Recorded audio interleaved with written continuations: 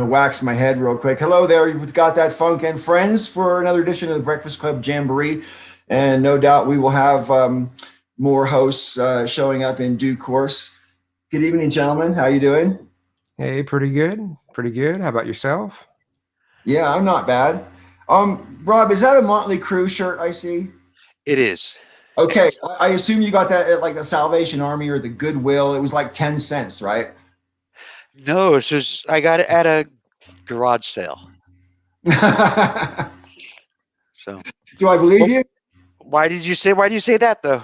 Are you a fan of Motley Crue then? Yeah, true Did blue you cruister. did you watch the Netflix movie? The Yeah, dirt. it's called The Dirt. Yeah, yeah. Okay, That so I was have to admit, fantastic. I was never a fan of Motley Crue, like literally never. Hello, Brian. I was never a fan of Motley Crue back when Motley Crue was a big thing. And I was a DJ at the roller disco when somebody brought me the very first Motley Crue album on a vinyl. He said, "Hey, man, I want you to play this song." And I took a look at it. I don't know if you've ever seen that album cover, but I mean, those guys look like space alien heavy metal space alien freaks, basically. And but I played it because I like the customer, whatever, blah blah blah. And I was amused by the Dirt particularly because they came straight out and said that they were basically trying to be as cool as Van Halen, but they never were considered to be. And that's exactly how, certainly in my area of America, that was exactly how Motley Crue was sort of regarded. They're trying too hard to be like Van Halen, and the whole girls thing and all that was that I don't know. To me it was just too. We used to call Motley Crue heavy plastic, right? I was a Motley Crue fan since I'm 10 years old, actually. Wow. 1981. Yeah. Do you like Motley Crue down below there? Either of you? They're um they're all right. Yeah, I'm kind of with you. I mean, they're a little bit too hair bandy, is the only way I can put it. But they have a couple good songs. We got a hairband guy right here. Yes, I do have hairbands. This is true. This is true. And I do wear my hair back sometimes because Yeah. I can. Um, there's Motley Crue. I am aware of them. I know them. I'm not. I wouldn't say I was a huge fan, and I will play them, but I won't Right. hunt them out to play them. Oh, I have to admit that there's probably like two or three songs that I like, so I can't say I hate the band, but I was never actually a fan. But interestingly, because you're wearing the shirt, so it actually brings up a topic. Because I can't remember which one was it. Tommy and Motley Crue who beat the shit out of his woman? Was it Tommy? I think it was Tommy, right? Anyway, and more recently in the news, there's been several of Marilyn Manson's exes who've come out and said, "Oh, he did this bad thing to me, whatever." And Yeah, and they had the rape room, huh? and they had the rape room. Rape room. Yeah. Well, that's a Sounds whole fun. avenue down which to go. But I mean, like, um, But was it an ironic rape room? well, I mean, at the end of the day, I mean, I don't judge other people's kink at all, quite frankly. And some people do role play, right? And rape role play is a thing. So I'm not even going to judge it. I personally wouldn't, but I'm never going to judge it. You know what I mean? I don't understand what makes other people tick. I know what makes me tick, and I don't want anyone else judging my shit. So you just got to extend what you want, right? Yeah, true. True. I mean, who doesn't like liquid chocolate? I mean, So here's my. Go ahead. Did you say who doesn't like British chocolate? no, I said who doesn't like liquid chocolate? Oh, liquid chocolate. Okay, right over my head. What were you gonna say? Now I was just saying that I don't know. Nobody knows except for the people that were there, obviously, of course. But I kind of get the vibe because of who he is, that he's into some really extreme kind of kink and bondage and a lot of like really kind of crazy role playing. And he perhaps didn't make some of what his partners were going to experience. He didn't make it as clear as he could have or should have, and did not probably have the right atmosphere. Just you need when you're going to play as heavy as that kind of stuff. There are certain kinds of consent that you need, and especially in advance, because you might not be able to get it during. Do you know what I mean? Because if somebody's got all of their holes plugged and they're tied up, it's hard to say stop. So a lot of that. A lot of that stuff needs to be set up in advance, and if you Sure. don't do that well, and your partner isn't quite prepared, they're going to have a bad time. And you might not think you did anything wrong, but they might feel as though, yes, they've been raped. And I mean, I don't know if that's the case. That's what it sounds like and looks like. Because what's her name? Evan Rachel Wood said she was made to be submissive. And my first thought was, yes, that can be hot. you know, Sure. I don't know, but I don't know if that was the deal or not. That's just the vibe I get from it. Well, I know that he was dating Dita Von Teese for some years, and then they were married for 7 years before they split up. And she went public and said that nothing that has been publicly alleged describes anything about her experiences with Marilyn Manson. You can take that for whatever it's worth. I don't really know. But the other thing I would say about my old roommate in London is a huge fan of Marilyn Manson, and he did a post on Facebook recently which cost him like 20 of his friends. I mean, but basically he was just saying, look,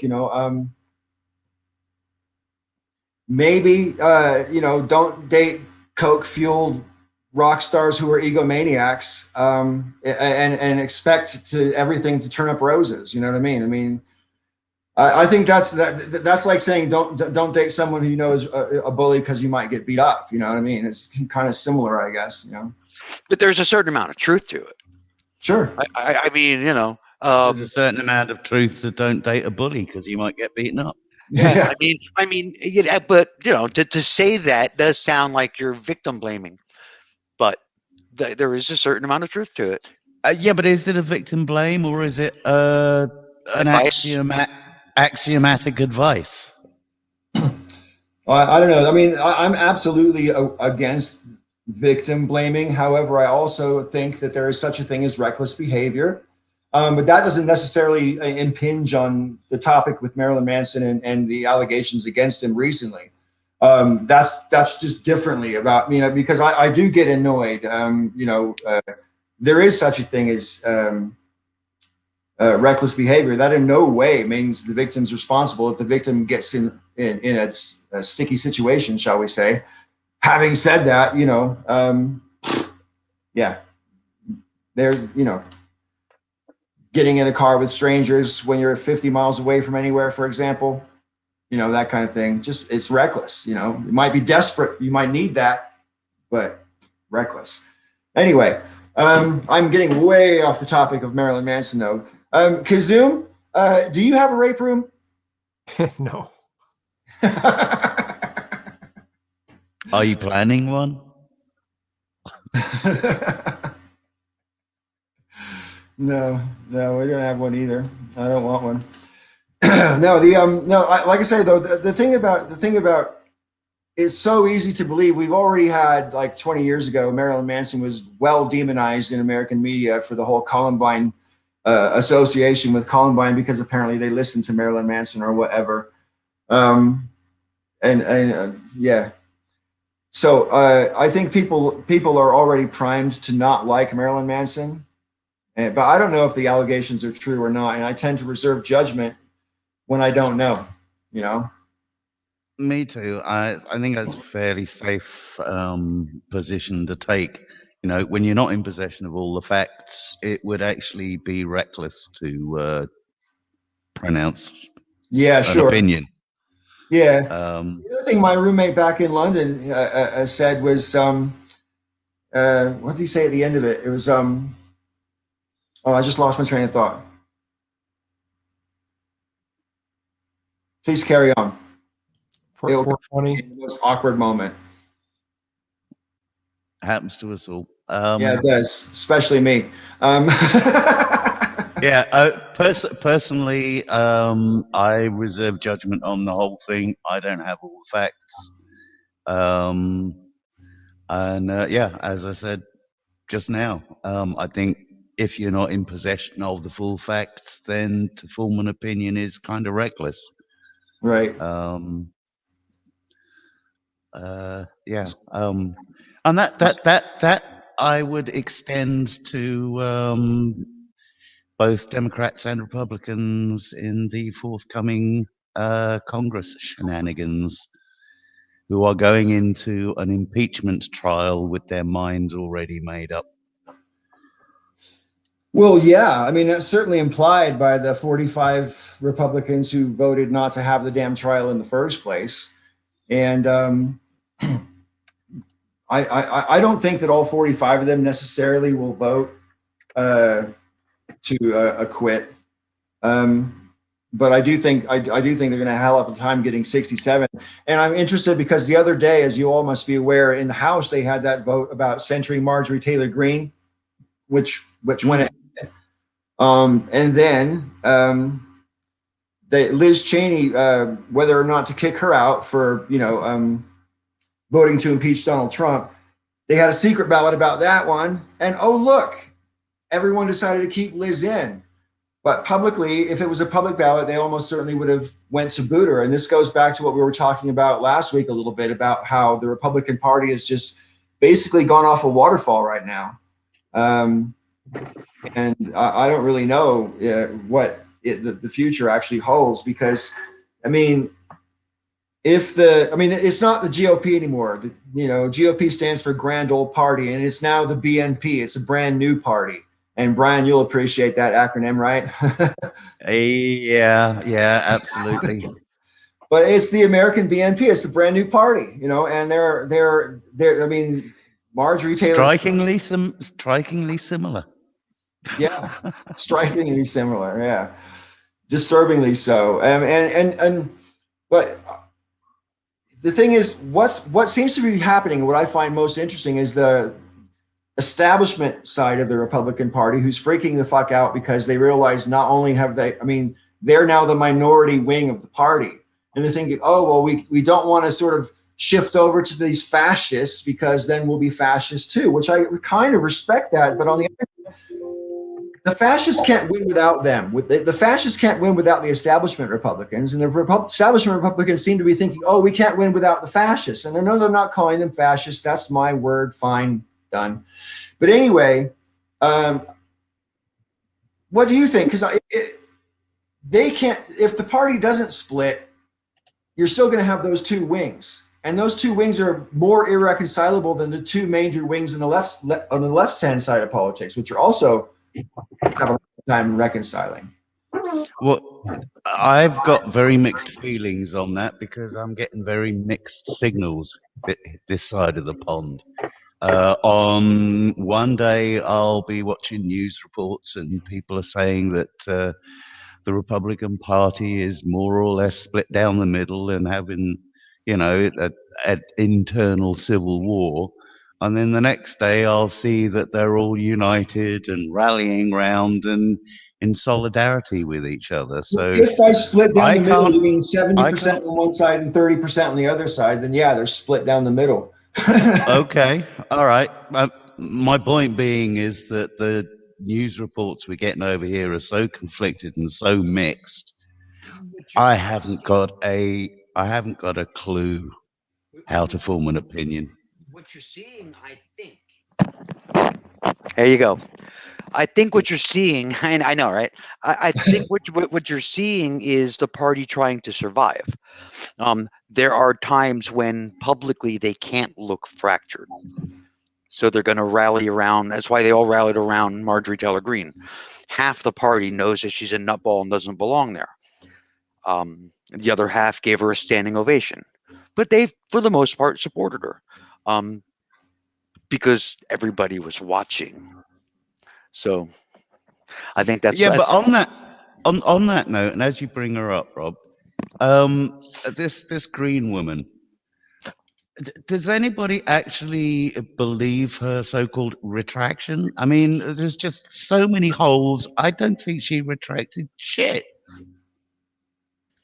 I don't I don't even understand why we're forced to go through the dance.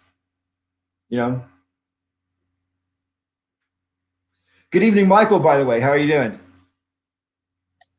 I'm okay. I was just cleaning up some spaghetti that I cooked for dinner right before the show, and it was ill-timed because Misty was cleaning the oven with some, homemade oven cleaner, and she wanted to get in there and scrub it while I was trying to put all the spaghetti away. So we were playing Twister around a hot oven. You know, that's why I was late. That sounds fun. I admire that kind of romance, Mike. I really do. Will you be renaming your kitchen the rape room? So I'm hoping she turns the buns over so that they bake evenly. Okay. Sorry, it was a callback to a conversation we were having. Yeah, just before you got here. Well, I do anticipate more hosts later on, so I'm probably going to reiterate what I'm about to say, but I'll just say it now and get it off my chest. Holding up the hands and stuff, right, needs to work. Okay, so when you see one of your comrades on the screen and you're in the middle of a soliloquy, and someone holds their hand up, wrap it the fuck up, right, and let that person talk.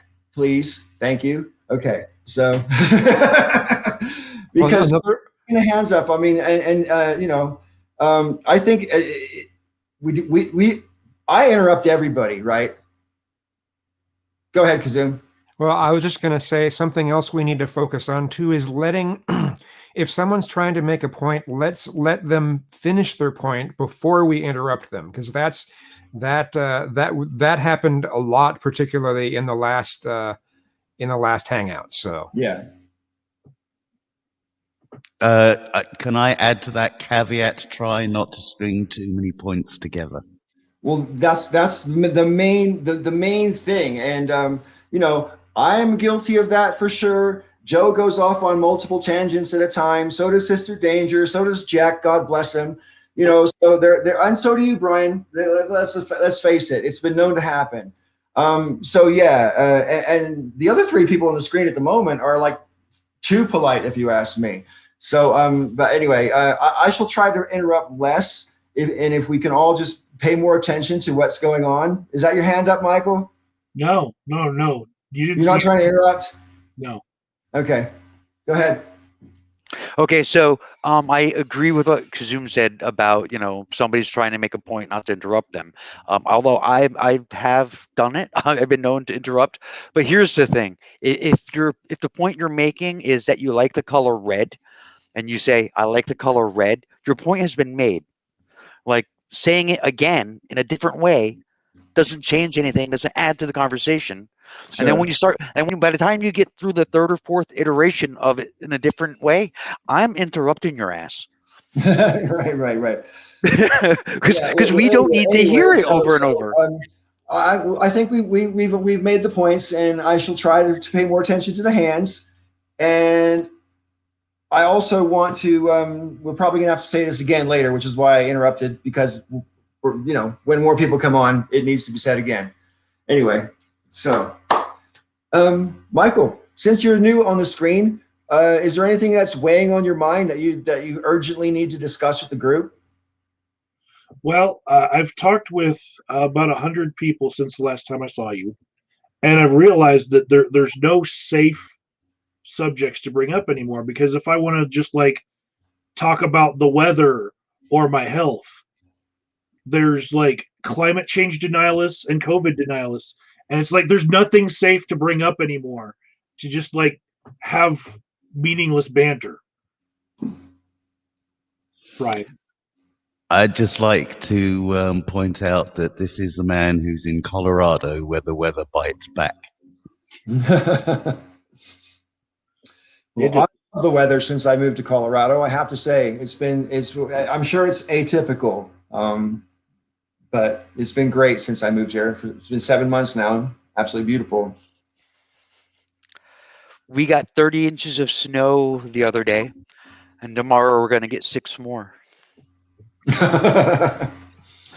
we were supposed to get 8 inches of snow on Thursday, and we got 0. And all I have to say about that is there's a weatherman whose wife is very unsatisfied. I'd just like to file that under the category buyer's remorse. Yeah. Meanwhile, here in Blighty, as Paul knows full well, we have our standard weather pattern of overcast, dreary, drizzly, wet, and just overall damp. Yeah, it's that time of year in Britain, that's for sure. Actually, one thing I like about the UK that was a nice change of pace for me from California anyway was, I mean, you have 4 very distinct seasons, certainly in the west of the UK where I lived. I mean, spring is just bursting and the summer's lovely and autumn is awesome, is probably my favorite season. And then winter just rains all the time, and it's pretty damn simple, really. But they're very distinct in southwest England where I lived anyway. That's absolutely true. The one thing that I've noticed over the last 6 decades is that if your clock face is the year, then the seasons have been shifting forward slightly, ever so slightly, over the last 6 decades. That's like the precession of the equinoxes, isn't it, or not? I'm not sure. I think it's a bit slow. Possibly, yes. Yeah. Possibly. Michael, are you wearing trousers? No, I'm wearing shorts. They're Reebok shorts. They're for exercising, but also lounging because we're all lazy because of COVID. And no, I did not just run like 3 therapy sessions Donald ducking it. Right. Well, I was just making sure you had some kind of garment. That was all. That's my knee. Yeah. So, Paul, have you spent much time in New England or the Mid-Atlantic states?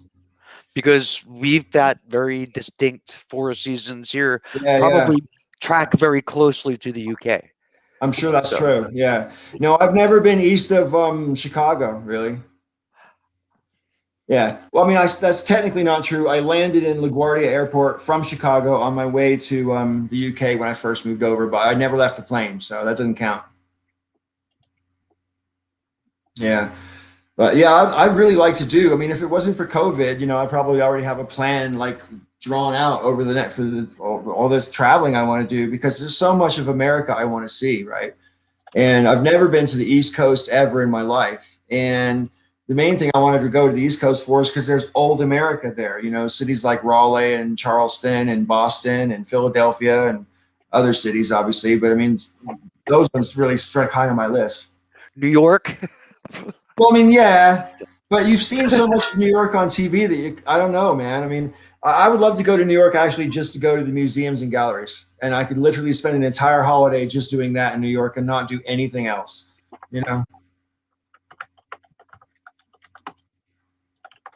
There's a question in the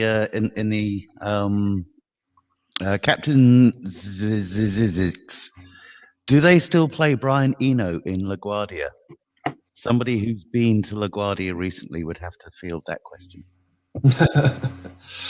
Yeah, definitely not me. But I have a matter that's been pressing on me this week that I'd just like to cast for some feedback and opinion.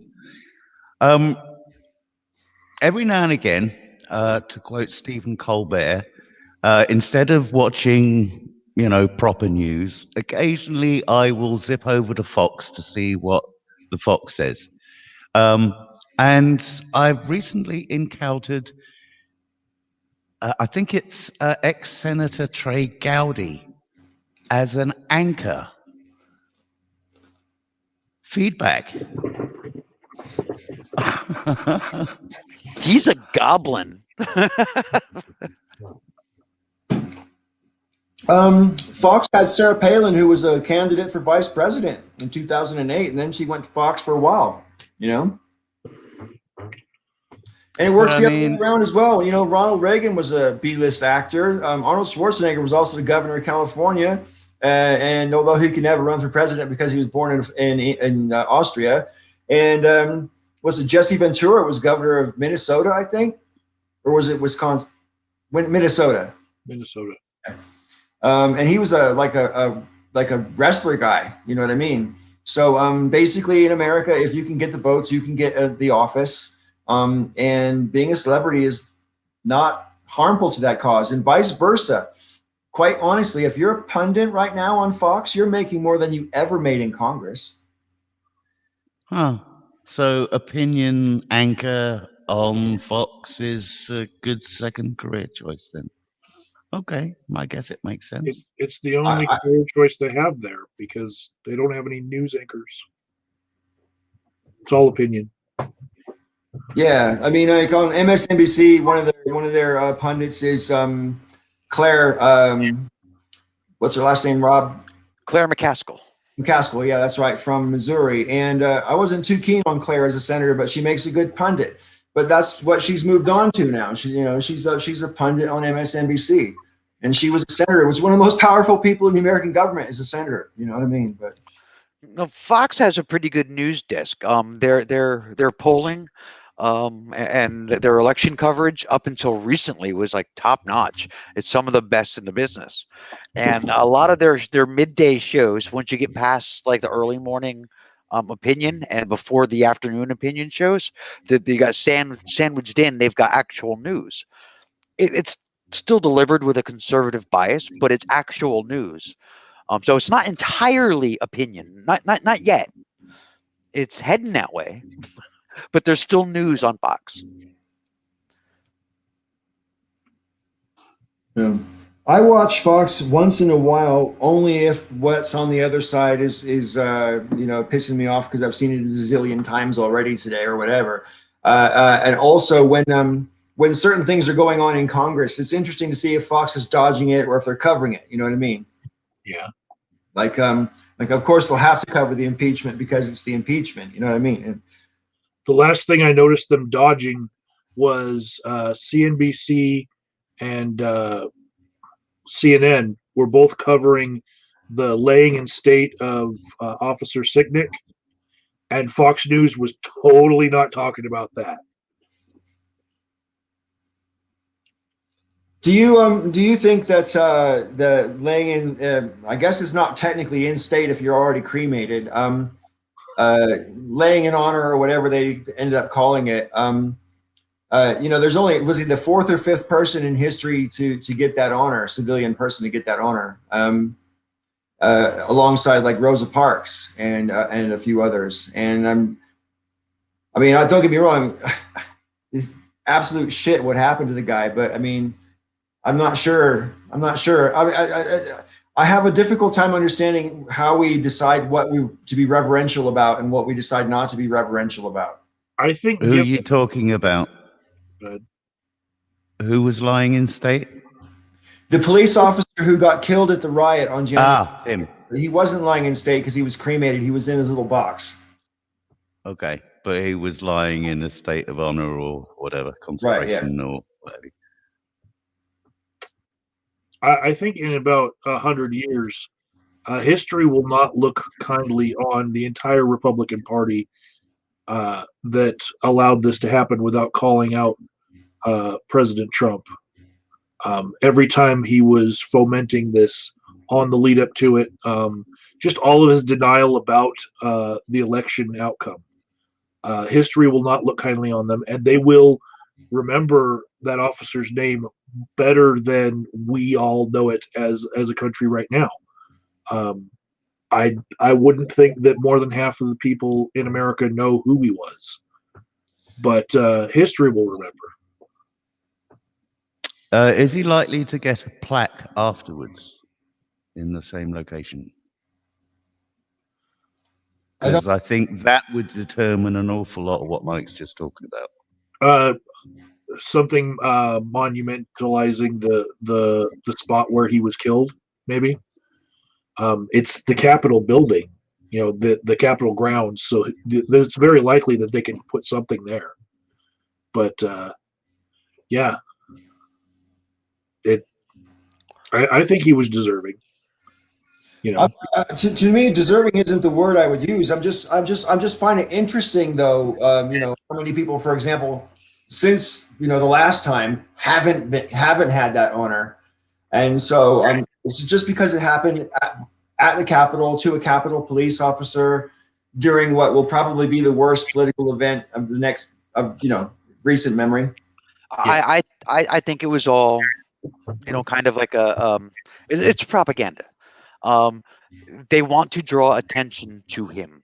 They want everybody to see, so that way what happened on January 6th remains front of mind. He's a shiny object for everybody to look at and honor and remember. But I mean, I think they're just using his ashes to make sure nobody forgets. Wow. I don't know that he Before would you, have acted any other way, because what happened to him was heinous, and people should remember. And people in the chat right now actually agree with me that he deserves that honor. People that don't normally agree with us. Right. He does deserve the honor, but I don't think that's why they're doing it. I mean, since when do we count on anybody in our government or Congress to do things because it's deserved or the right thing to do? Marjorie Taylor Greene had to be stripped of her stuff from the Democrats because the Republicans wouldn't do it. They tried to get rid of Liz Cheney because she did the right thing. So these are people that we can't count on to do the right thing or to care about who deserves what.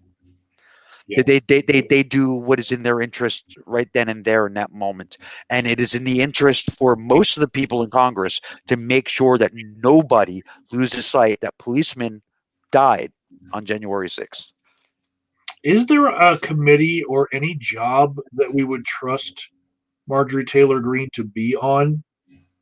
Is there any sort of chancellor of Legos that we could give her like a side room for? Like, you know what I'm saying? Like, Count the red ones. yeah. yeah, I think she's more dangerous not having an assignment, to be honest with you, because that leaves her free to propagandize as much as she likes. Yes, she's fundraising off this crap. Well, this is something that my gal mentioned to me the other day. It's not just Marjorie Taylor Greene. It's Josh Hawley and a few others. I mean, these people have learned from Donald Trump how to grift off of politics. Go ahead, Rob. Marta the Farda said, why should you be stripped of what she was elected to? She wasn't elected to be on the education committee or on the labor committee. That's not what she was elected for. She was elected to be in Congress. She's still in Congress. She's not on any committees. So she wasn't stripped of anything that she was elected for. She's still an elected official. And she still gets her vote, presumably. And she still gets her vote. So It should reflect poorly on her to her constituents that she can't get on a committee, and therefore she can't do much for them. They should want to replace her, but I can't say that the replacement from that part of the country is going to be any better. Right. I would just say that I think her function, her purpose, as it were, it has nothing to do with representing the people of Georgia. Purpose in Congress is to increase this political divide in the Republican Party and in the wider country at large. In my opinion, I think she's a berserker. Yeah. I think just as likely as there's a Justice Democrat running who's going to get more funds out of their constituency, outside of it than within it. I think that Marjorie Taylor Greene gets more QAnon funds from all over the country, just for representing Q. Wow. So it's an odd opposite to have in politics, because What do you guys think about the fact that a significant number of the rioters on the 6th of January were emblazoned with Q T-shirts and sweatshirts and other memorabilia? I mean, would you call the riot a QAnon riot, or was that an overstatement? I'd say it's more correct than calling it a white nationalist riot. Wow. I'd say I saw more evidence of QAnon supporting than white nationalism or three percenters there. I think it would be most accurate to call it a Trump rally because that's what it was. And QAnon, Proud Boys, all of those other groups, established groups that formed that riot, they all come under the general umbrella of Trump supporting. I would call it a conspiracy theorist rally. That's an interesting way to look at it. Hey, Kazoom, have you seen the footage of the mobile phone data where basically everybody went? So it's basically proved that this wasn't some other group that came and dressed as Trump supporters, which is what some of the Republicans are trying to pass off. But have you seen that footage? It's like aerial footage of like on Google Maps, but it's got like green dots of all the phones, everybody's phone who was at that Trump rally, and they followed the phones, and sure enough, they literally go straight from the rally to the Capitol. It couldn't be more obvious. Wow. No, I have. I'll see if I can find it. Okay. And after the show, Brian, if you're still around, if you're not, that's cool. But what do? Do you just press share and put it up that way? Yeah, that's basically what you do. Yeah. Okay. And I'll have to figure it out another time. I probably won't be around at the end of the show because I want to try and get to sleep early today. Because Fair enough. Yeah. I was warned about that. Yeah. Yeah. See if I can find it. Hi, Joe. As long as we're naming the groups that are responsible for this, I would like to point out that another tag that you could place on a large number of people that were at that Capitol riot is Christian extremism. The gallows that was set up to hang Mike Pence from had a Christian flag right there. There were a bunch of them that had the Christian flag with the cross on it, waving just right alongside the Trump flags. The QAnon movement is largely a Christian nationalist movement. So I mean, and obviously, there's a lot of white supremacy, all different white supremacist groups that overlap with that, with that Christian national identity. So, well, I look at it this way, really, the Republican Party is a Christian has become and has been for a while a Christian nationalist party. Well, I think it has been for a while. Joe, since you're late to the party, I'm going to give you the précis, right? I'll give you the summary of events. Okay. No long soliloquies, please. And we've come to an agreement that everybody, like when that's not directed at you, that's directed at everybody, right? But Okay. I'm just the last person here. We've already had this conversation.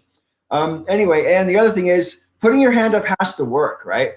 So if you see someone, pay attention and do your comrades a bit of love and just wrap it up if you see a hand go up, right? Everyone, and put your hand up if you want to speak, because that way I don't have to moderate as much. Other people can see you got your hand up, and they will hopefully I won't have to be the guy who jumps in and tries to do that. So that would make everybody's lives, I think, a lot more easy, and also the conversation, I think, would rotate a bit better. So there we go. Anyway, I want to address CRB Vegas. CRB Vegas, Oklahoma City. So just so that there's context to your comment. Brian, I'd also like you to pay attention to the rest of the comments because your wife's in there, and I don't want you to ignore her and have a Valentine's Day. Yeah, I'm not ignoring her. Yes, hi, sweetie. I've just located this thing. Okay. So I will You just bring it into the share thing, it. and I'll put it on the screen. Yeah. Bear with me. Just selecting it. What were you going to say, Rob? I just wanted to say that there's a history in this country of Christian extremism, killing people, assassinating people, blowing up buildings. It's not like, nobody's saying that these are people like every Sunday go to church, pray for a while, and then live the rest of their week like no big deal. That's not an extremist. There are Christian extremist groups in this country. The KKK. And when you think about it, the KKK used to be an enormous organization in this Leave it country. there, Brian. Sorry, yeah, I didn't interrupt. I'm just carry on. Well, that was all. I just want to make the point. Like the idea that we haven't, not only have we had Christian fundamentalist extremists, but they were kind of very accepted and normalized. I mean, the KKK marched in Washington back in the 30s, I think it was 32. I mean, it was huge. It was an enormous number of people. Now it's not as big as it used to be, but basically those same type of people are in other groups, but the mentality didn't go away. It just kind of morphed. I was just wanting to say it should have still been there, but I'm gonna reshare it. Okay, that's cool. CRB, they classify themselves as Christian. So Yeah, I was just the no true Scotsman fallacy. But people identify themselves as Christian. I'm going to accept that. That does not to say that every Christian is like that. Of course not, because that's what you're trying to do now. You're trying to strawman me. That's not going to fly either. But if a bunch of people identify themselves as Christian and they go out and do horrible things, that's that version of Christianity. Right. I just want to interject, right? Because Brian's brought up this map, and I'm going to put it on just to show. Because Kazum mentioned he didn't see this, and I want to show the audience as well in case they haven't seen it. It's got phone map data overhead looking down in Washington, D.C., and you'll see in green the migration of people from the Trump rally to the Capitol. So here they are. And there they go. Wow. And that mobile phone data, in a way, it's almost too bad that it's almost too bad that we're going to have the impeachment start next week, because I think the longer we delay, the more evidence is going to come out. Go ahead, Rob. The KKK, they identify themselves as a Christian organization. They always have. If somebody tells you who they are, you believe them the first time. And Dominionism. I mean, I did a whole video series on Dominionism. The charismatic evangelicals in this country are a political force. And they have some pretty extreme ideas about the way the country should be run. And I mean, they advocate killing homosexuals, for instance. That's one thing that they put an atheist on watch list and that kind of stuff. So, right. Where did you find the Galaxy Bar? Huh? Where did you find the Galaxy Bar? I got it for Christmas. Okay. Yeah. I mean, basically, CRB is trying to do that same thing, with, but I bet you if we were talking about Islam and we said, okay, well, are the fundamentalists, Muslim radicals, are they really Muslim? I bet you probably think they are. So that's the thing. And they're Muslims just like the progressive. There are progressive Muslims. So everything in between. Basically, to be a Christian, you have to believe that Jesus existed, and you have to believe that he was either divine or divinely sent. That's it. That's literally all you need. Everything else is window dressing, and there's various forms of Christianity that vary on that. Some people who don't think he was divine, but think he was a messenger of God in the same way that the Muslims think that Muhammad was a messenger of God. So, no, you're the one with the straw man, dude. So I think what Joe said there is very important, especially the word belief. Because when people think that just believing in something makes it so, and they already have their minds primed to think in that way, they are perfect prey for conspiracy theories like QAnon. Right. Well, go ahead. No, who's just going to talk? Go ahead. Go ahead. I'll wait. Go. No. Okay. Republicans said that saying doesn't Big Brother or doesn't it bother you that Big Brother's tracking your phones, right? Yes. I think I don't care what side you are of the aisle, what side you're on. I think it's something that bothers everybody. I think that video, that clip showing all the phones, that's troubling in a million different ways. Right. And at the same time, unfortunately, I feel like I have to say this. I'm kind of glad they have it because it's evidence. But at the same time, it's frightening that they have it because why do they have it? Yeah. When it produces anonymized results like that, where you don't see someone's name connected to it, you just see all the users, and you can see something like that in a general sense, I'm okay with it. But yeah, it is disturbing. Well, yeah. Can I Go ahead. Can I just point out from a technical perspective that animation that we just saw took quite some time and required a number of database queries to actually compile. So it's not like you've got somebody sitting in a little room just watching these little green dots tracking people real time. That's what they want you to think. Yeah. So I want to continue to address CRB here because he said he doesn't think it's fair to classify the KKK as Christian. See, the problem is you're kind of working backward. See, what I think what you're doing here is in your mind, Christian equals good. So therefore they're bad. So you don't want to have them to hold the Christian label because that in some way tarnishes Christianity. But that's not how it works. Basically, there's, again, that's that old true Scotsman fallacy I was talking about before. You really should look it up. So there's all types of Christians, there's all types of Muslims and Jews and Hindus and Bhakti and whatever else you want. And they differ on a lot of things, just like there's variation in feminists and all that. So you can say that they're not my type, but even there, all those groups have some objective point that ties them together. So a Muslim has to believe in Allah, has to believe that Muhammad is his prophet. Everything else is negotiable, but they have to at least believe that. And the same thing, Christians and progressives, there's a certain minimum thing that progressives, and humanists and all that. Go ahead. I'd just like to point out that you will probably likely not find very many Catholics in that easy to sway crowd. Catholics come from a very different discipline of Christianity. So just being Christian isn't enough. So I stand with Joe on it being a bit of a straw man.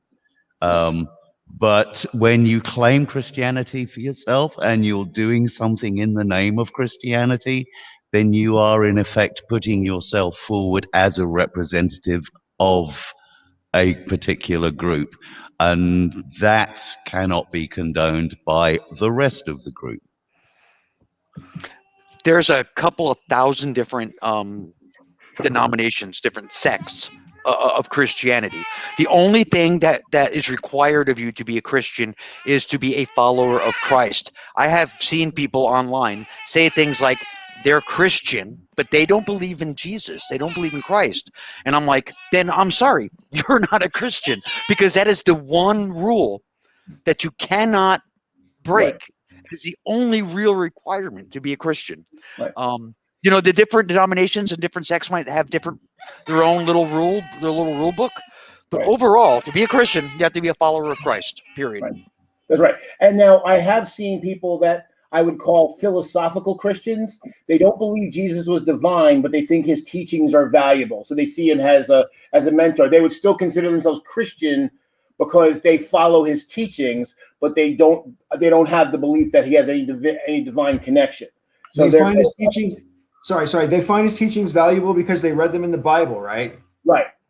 Have they read, I don't know, the Chronicles of Narnia or Lord of the Rings, or Homer's Iliad? You know what I mean? I mean, Harry Potter teaches some very valuable lessons, I'm here to say. Well, it's kind of like in a way with Buddha, because some Buddhists don't even believe that Buddha necessarily existed, but some do, and very few. And I don't think any Buddhists think that he was actually divine, or at the most he achieved, oneness with the universe and all that. But so I could see, again, I can accept somebody who's philosophically Christian as a Christian, but so it's not simply that fact that the KKK says they worship Jesus, they carry crosses, they spout the Bible. So they may not comport to your variety Christianity. That's fine. I won't paste you with their brush, but you can't say they're not Christian.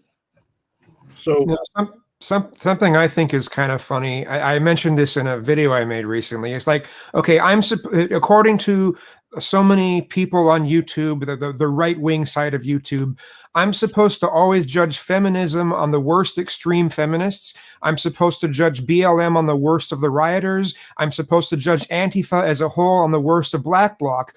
But I'm supposed to only judge Christianity and its countless variants on the best of what they can be. Right. It's ridiculous. See, you understand. Right. So to go back to Republicus's point about, are we scared about like the way that they can take that cell phone data?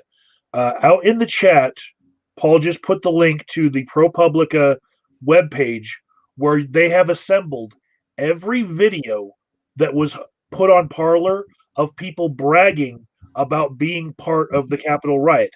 They put them in chronological order based on the timestamp data that was in the videos, so you can see the entire event as it unfolded from multiple different camera angles, because we don't have to have a surveillance state. We can count on people's vanity and stupidity to track them all down. And the videos and the still images that people are using to track people down and report them to the FBI, the better images are coming from people's iPhones, not the Capitol building security cameras. Those things are basically filming with a potato.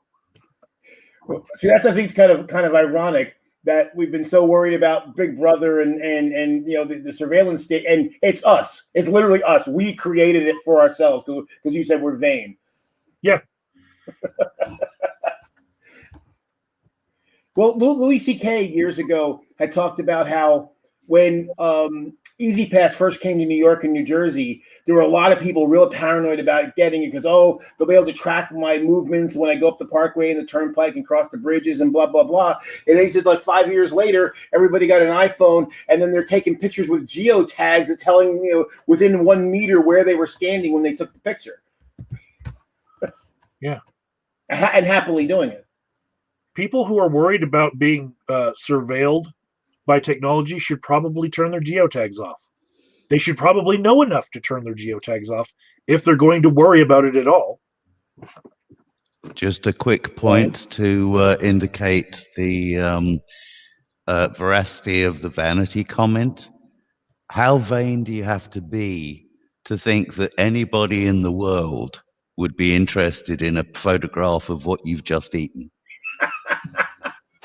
Okay, so if anybody's interested, I have a link to my son's most recent album release.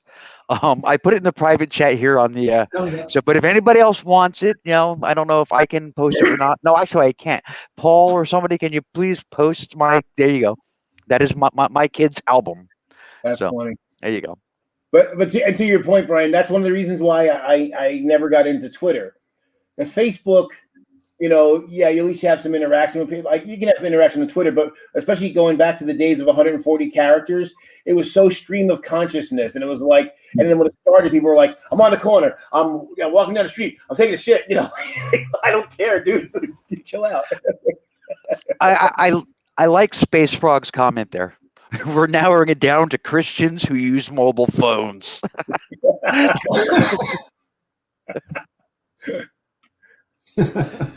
Actually, I think we can narrow it down even further to people that thought they had the entitlement to overrun the Capitol, Right. Who are to Christian, death, who were Christian and had mobile phones, and vain enough to post the muffin that they bought from the DC cafe. Yeah. Well, that's just kind of funny when people post, because I post food stuff too, but like I only post if I cook something that was difficult or unusual, I'll post it. But there are people who post literally everything that they cook or eat, and some of it you look at it like, really? Like you made hot dogs, dude. It's not. Go ahead. You know who's to blame? Gordon Ramsay, because he started an online service of Rate My Food. Yeah, it's Gordon. I'll post pictures of food I've cooked sometimes, but only if like after I make it and I've plated it and I think, ooh, that looks good. Yeah, yeah.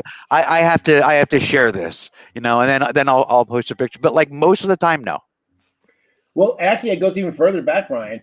It's the Food Network in general, and I also put some blame on my favorite Alton Brown, because when the Food Channel really did kind of usher in a food revolution, and he was leading the way because he brought science and pop culture to it. No, finish. I was going to jump in after you because I wanted to add to what you were saying. It goes back even further than that. Because I remember when I was growing up, my mother was addicted to cooking shows. And you had the likes of Graham Kerr and Fanny Craddock and what have you, showing off, these dishes and encouraging people to do the same thing.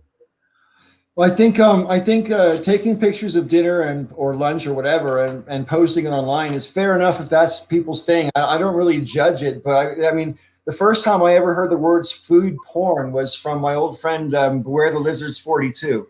Oh, I miss her.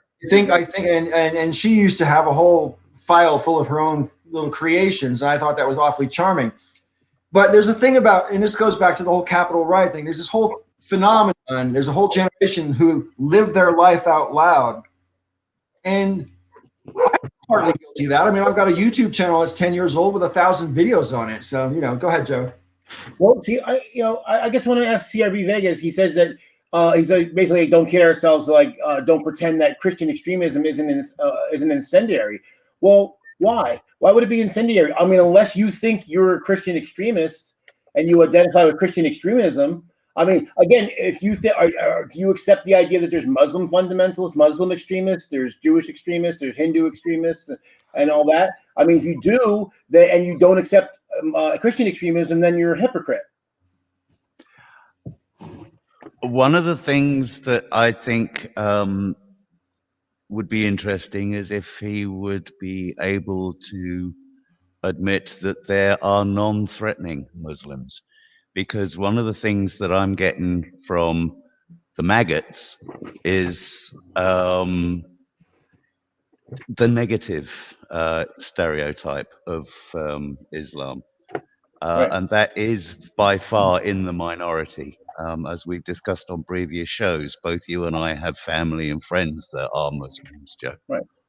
Well, and the thing is, as far as I don't know why saying that it's extremist is incendiary either, on the basis of fact that actually is a qualifier to distinguish. It makes a distinction between broad Christianity and a subgroup of Christians. See, it would be worse, I think, if you said, well, Christians did this and Christians did that without the qualifier. You just say, okay, Christian extremists, now we separate, and we already said extreme. So that's saying they're not the mainstream Christian. They're not the average, everyday, run-of-the-mill Christian. They're a particular subset that are way off the reservation. Same thing with Muslim extremists. It's the same thing. My cousins, my great-grandfather were not Muslim extremists. So, they were just run-of-the-mill Muslim dudes. So now it's a contest of who has certain or more relationships with Muslims. I've got a number of cousins that are Muslims. I had a number of friends that are Muslims. I used to work for a office supply company, and one of my favorite fellow employees was this old man, old Indian man who grew up in Pakistan, and his name was Rana, and he was the greatest guy. When I came out of the closet, he said to me one day, he goes, don't let anybody fool you. Even in the Muslim world, they're okay with gays. They say they're not, but they are. Because the richest, they pay their boys well. Well, So I'll never forget that. But yeah. Well, in fact, a friend of mine who was in the army, he was in Pakistan when they were trying to hunt for bin Laden. And he almost got raped because and these were tribal people, but basically, again, if you're pitching, then you're not gay in their mind. So if you're a top, then it doesn't count. So and you have to be young. So he was he's in his 30s, but he looked like he's small. He looks like a young boy, and that was okay as far as they were concerned. But But yeah, I think I've got a whole wing of my family that's Muslim, so I doubt that you have more association than I do. There's no competition anyway. You know what I mean? Yeah, it's not a competition. It's a moot I point. mean, yeah, I've got nephews and nieces. The difference is, I mean, at least you have experience of knowing people as beings who are Muslim. You know what I mean? And I think CRB Vegas has the same experience. That's good enough for me. Right. You know what I mean? Yeah, absolutely. My my Puerto Rican ex-boyfriend, he actually had that same mindset. If you're the top, if you're pitching, you're not gay. Like when I first started going out with him, he said to me, he said, "You're the gay one. I'm not gay." And I was like, "Oh, okay, all right, we'll see about that."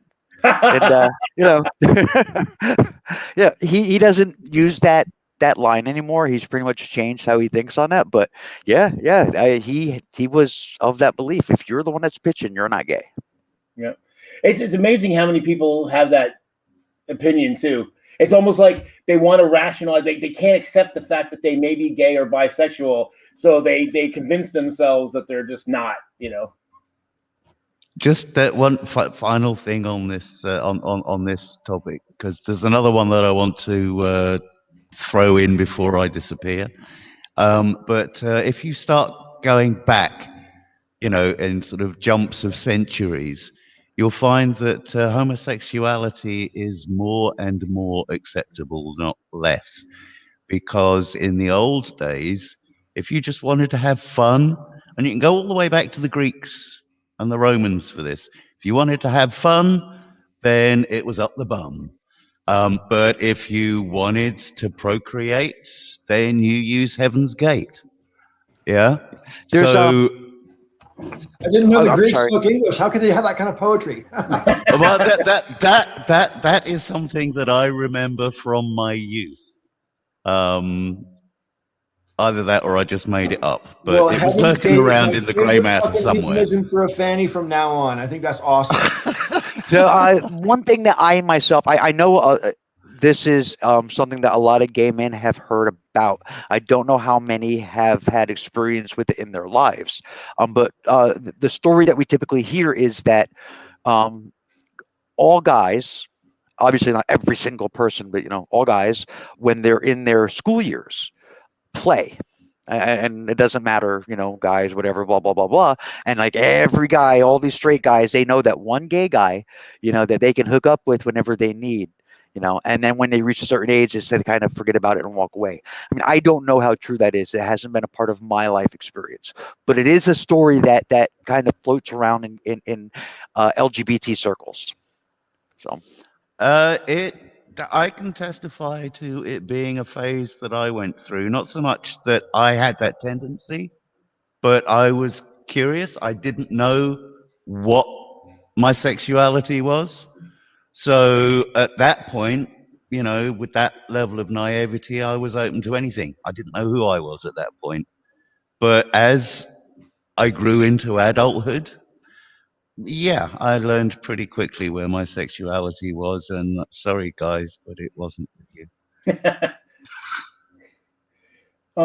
One thing, Marta in the comments is basically trying to say that bigotry comes from somewhere, that there's some basis for it. And I said, well, yeah, bigotry, and then Marta said, well, maybe there's some truth in being bigoted. And look, well, no, see, if you look at people from a very broad view and purposely, or maybe even inadvertently, only look at them from one aspect. Like if you do this thing where you see, just say you see a black guy and he stole something, and then you say, and then just say, well, that guy stole something. Instead, you say, oh, black people steal. Well, white people, everyone, there's people of every group of any identity on the earth you could think of that steal. But what you're doing is you're seeing that, and you're like making a broad thought about it. And even there are people who look at statistics and they'll say, well, there's more of this type that does this and more of that type that does that.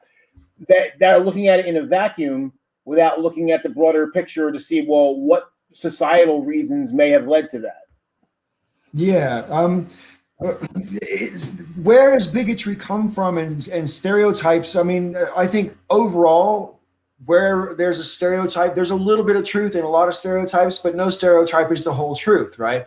But when I was re-educating myself about 30 years ago, I was taking a psychology class, and there was a lot of data about people's impressions of groups of people from different parts of the world who they may or may not have ever met. And apparently, this is 30 years ago, mind you, but according to the date back then, the most distrusted, that's the word, distrusted foreigners were Turks and Chinese. Now, those two groups don't have very much in common that I can think of. But I find it interesting, and it's also, the Turks as well were supposedly dirty, whatever that's supposed to mean, right?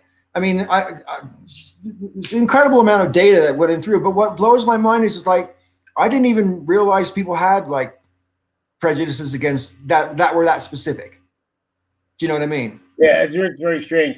Well, the thing is too, some things, somebody says something, people around them trust that person, so then they kind of believe it, and then it becomes a maxim, even if it's not true. Like, it has something to do with people, but people call Chicago the Windy City.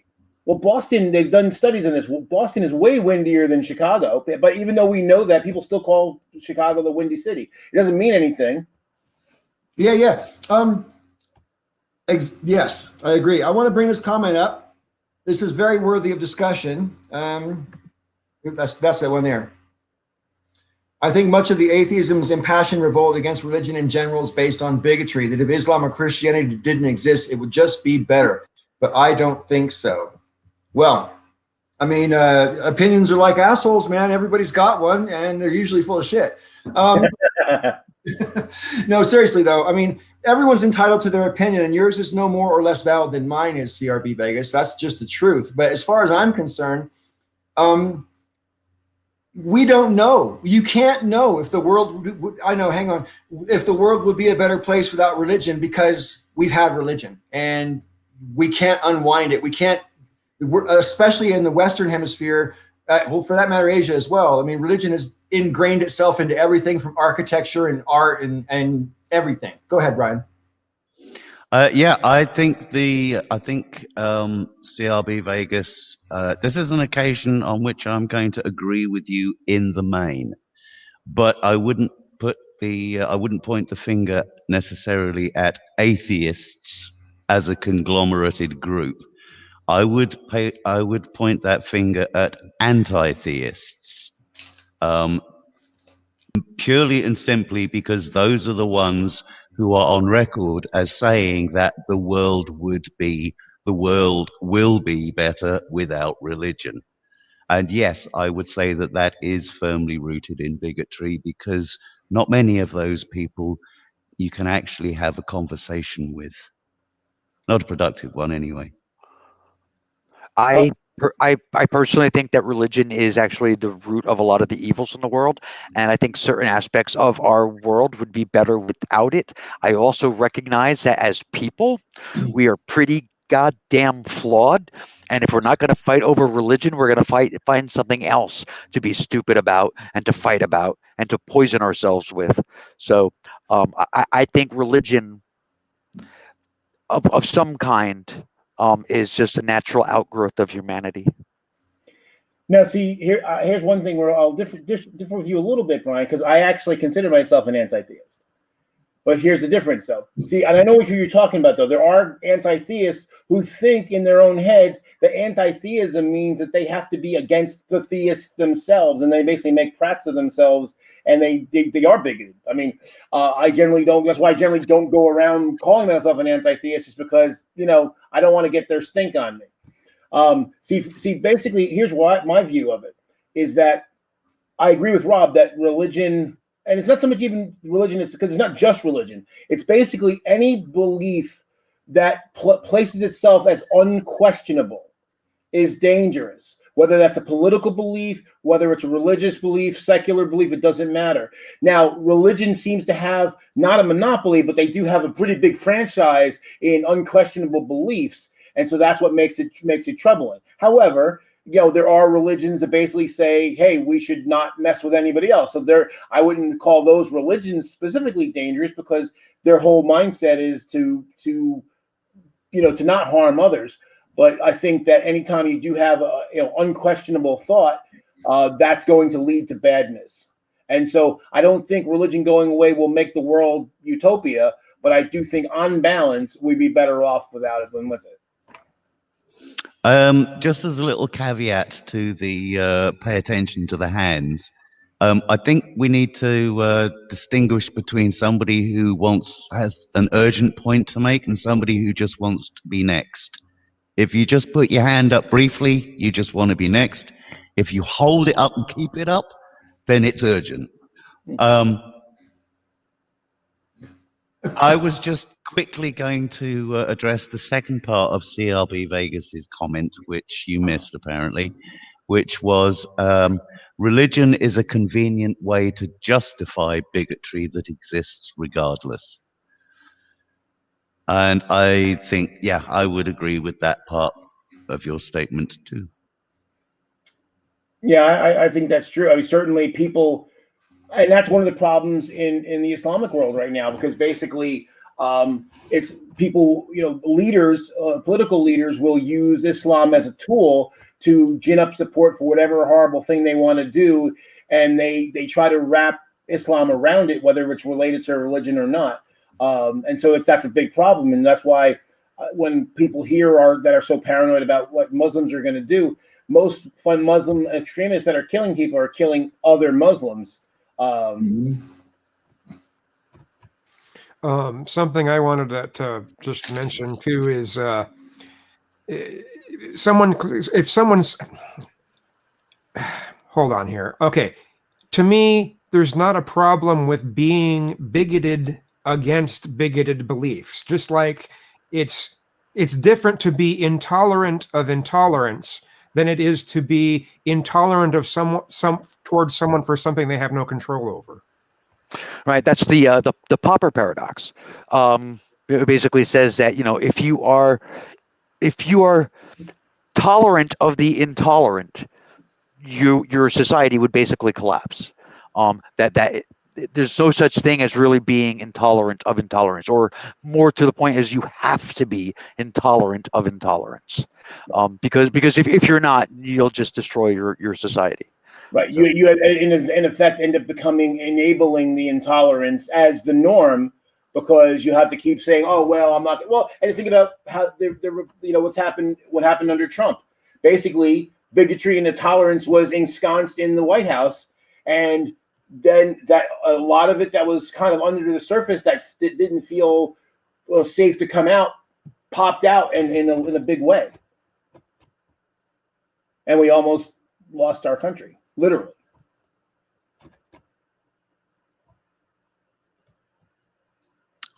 Yes, you mentioned the orange one, Donald, and that prompted me to my other topic that I wanted to just briefly throw out for discussion.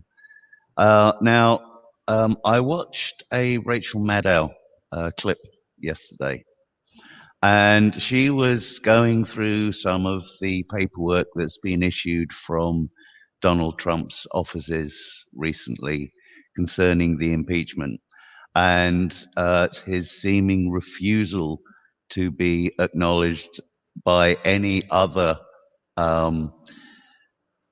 terminology than the 45th president, and absolutely rejecting of anybody who would dare to refer to him as the former president. I'd just like to throw that out there for discussion.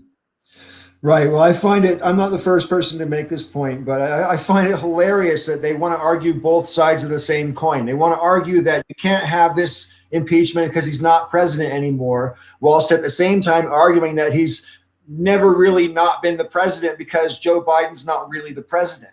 You can't have it both ways. Either right. Still the president and we can impeach you, and you don't even have to be the president, we can still impeach you, caveat. I think it's amazing. I think it's absolutely amazing that this guy refuses to give up a title for a job he didn't even want. Right. Well, because he wants the graft. But to just really quick, I want to address CRB really quick. So I agree with you, CRB, that solving for religion does not solve for bigotry. If you found a way to get convince everybody that religion was all bullshit and they gave it up tomorrow, no, bigotry's not going away. I agree. I agree with 100%. Yeah. But the difference is that people wouldn't have that as a shield. Because what ends up happening, think about what you did before. When we said, "Hey, Christian extremists," and you got bent out of shape because But if that was your political view, we said conservative extremists or liberal extremists or whatever, you probably wouldn't have been as upset. And that's the thing. So because we put this special, we raise religion to this special pinnacle in our society, that it's viewed as untouchable, and that's a problem. I just want to say, sorry to interject. Welcome to the show to the very first time ever, Luke Taylor. Luke, can you hear me? Yeah, I can hear you. Can you hear me? Yes, that's all I wanted to find out. Okay, great, excellent. So yeah, because you're not on camera, I'm afraid when you want to speak, you're going to have to interrupt. But try to find a convenient moment to do so, and then wait for that person to find there's time to stop before you jump in all over on top of them. Okay? But feel free to interrupt because we can't see you. So, okay. That's going to be difficult to do, though, because some people, they may seem like they're giving a good place to jump in,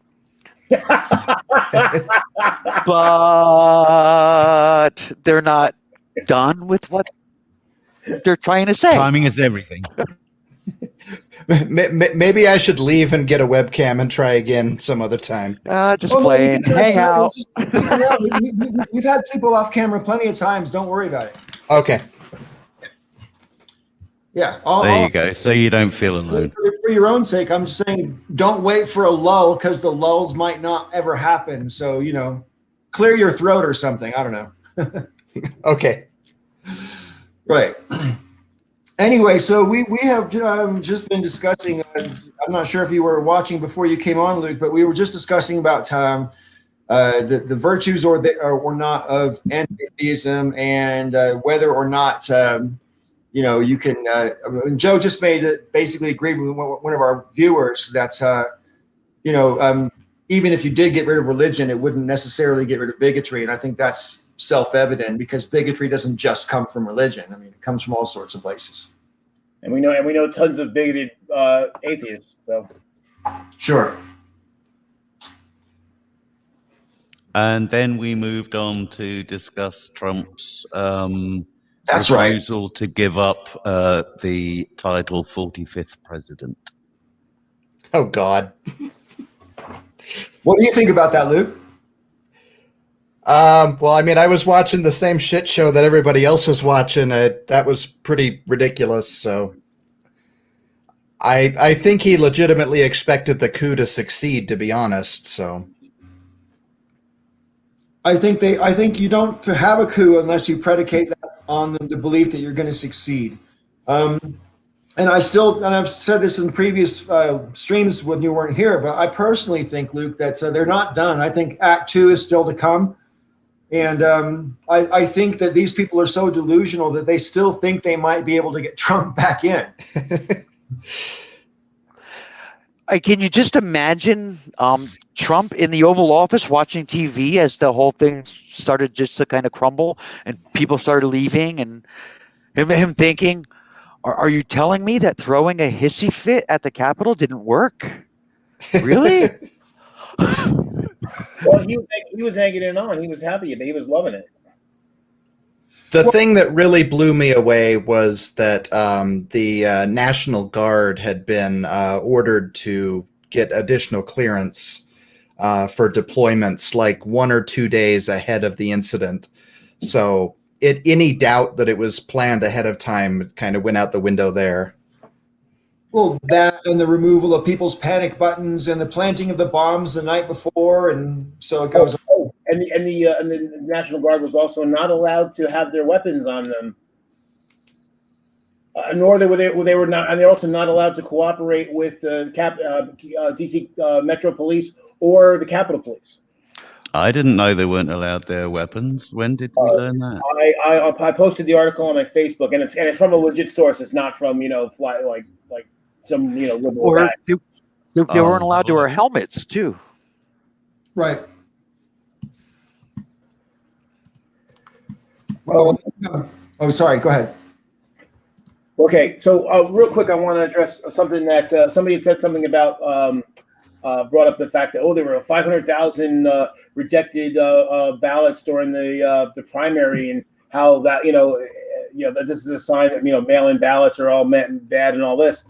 Well, I just did the numbers.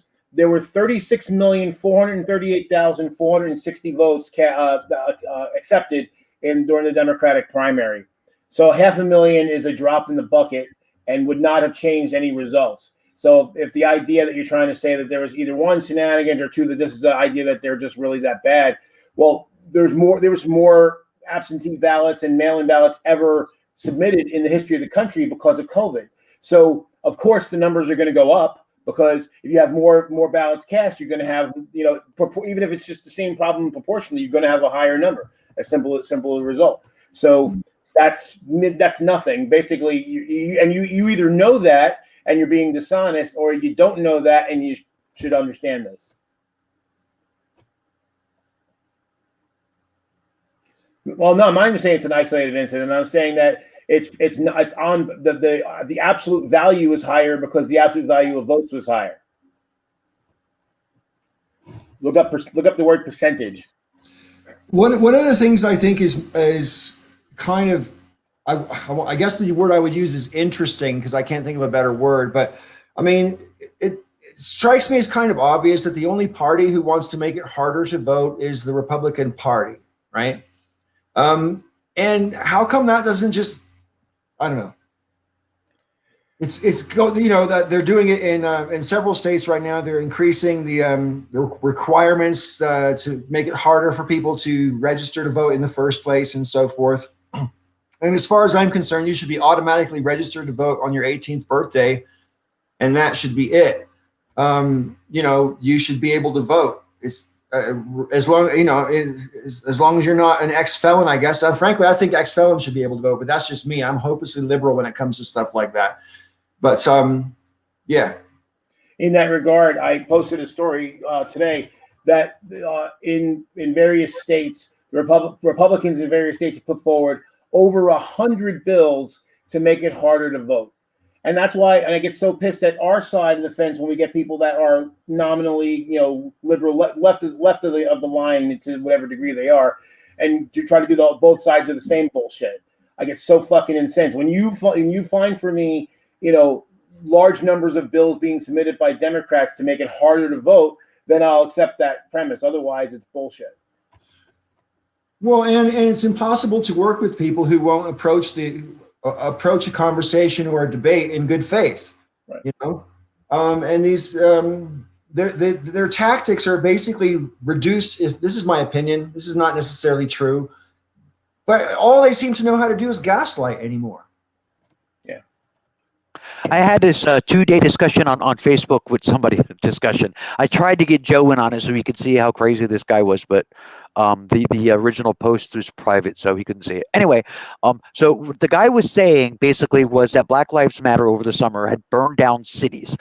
Cities burned. They burned cities, and there's all this violence, and it was Black Lives Matter. They should be a terrorist organization, blah, blah, blah, blah, blah. So I said, back up your claims. Because he said, I lived in Atlanta and the city burned. And I said, I'm really, really sorry that Atlanta had burned to the ground. I was unaware. I think it's terrible. A major American city is gone. No, it's not gone. Well, then the city didn't burn. There were fires in the city. There's two different things. But anyway, I mean, when I asked him for evidence to back up his claims about Black Lives Matter being violent and burning down the city and all this stuff, he sent me a YouTube video showing black people climbing out the window of a Wendy's that got like burned after that guy was shot in the parking lot. And it's like, dude, you're a racist. And he couldn't seem to understand why what he was doing was racist. Like, that isn't Black Lives Matter. Those are black people. You see black people doing something that's wrong or violent or illegal, and you immediately think that's Black Lives Matter. You immediately make that connection. You're a racist. So prove that and blah blah blah blah blah. And are you saying that only black people can be in Black Lives Matter? Then you must be the bigot.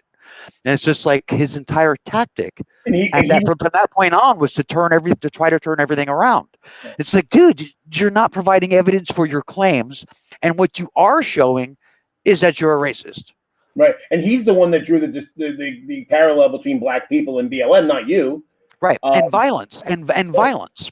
Right. So, well, it's just like during after Hurricane Katrina, even the supposed liberal media, there were pictures of people, scavenging. And so they had black people, it actually said black people looting food. And then there was white people finding food. Like, they didn't go looking for it. They're just wandering around. The food just showed up and they grabbed it, they discovered it like Columbus. Yeah. But CRB, as far as 100% registration and 100% ID, well, if the government provides those ID free to the recipient, then that's fine. But otherwise, it's a poll tax, and that's always been the contention on our side. If the government's going to hand out IDs to everybody for free to them, then that's fine. But that's never ever in any of the proposals by the right way ever. I wanted to bring up a topic really quickly for discussion, if I may. It's not that we've never discussed this, but it's taken on a pretty sharp relief recently because this whole issue with white supremacy and institutional racism, that the Capitol riots have made it even more stark than it ever has been, right? I mean, like so many of these people got arrested and have been let out on bail.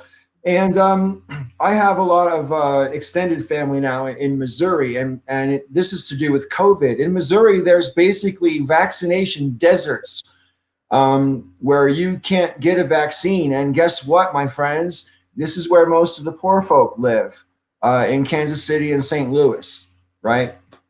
And the reason people locally there infer that to be is because those people don't vote for the guy who's currently the governor, so he's punishing them by, denying those areas an equitable distribution of the vaccine.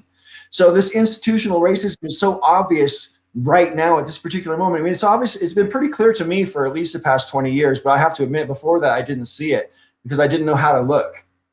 But and we discussed this a couple weeks ago. I mean, once you know how to look, you start seeing things that you might have missed before, because you're just inured to it, Yeah, I mean, exactly. I mean, just the fact that when BLM protested in front of that same Capitol building, those steps were littered with police. They were covered with police in riot gear with batons out and ready to use. Nowhere to be found when the white mob shows up. But what happened at the Capitol, though, is almost not even a fair comparison, because that goes beyond the normal institutional racism, and there was some kind of coordination between the White House and the Capitol Police because they were completely underprepared on purpose. Go ahead, Brian.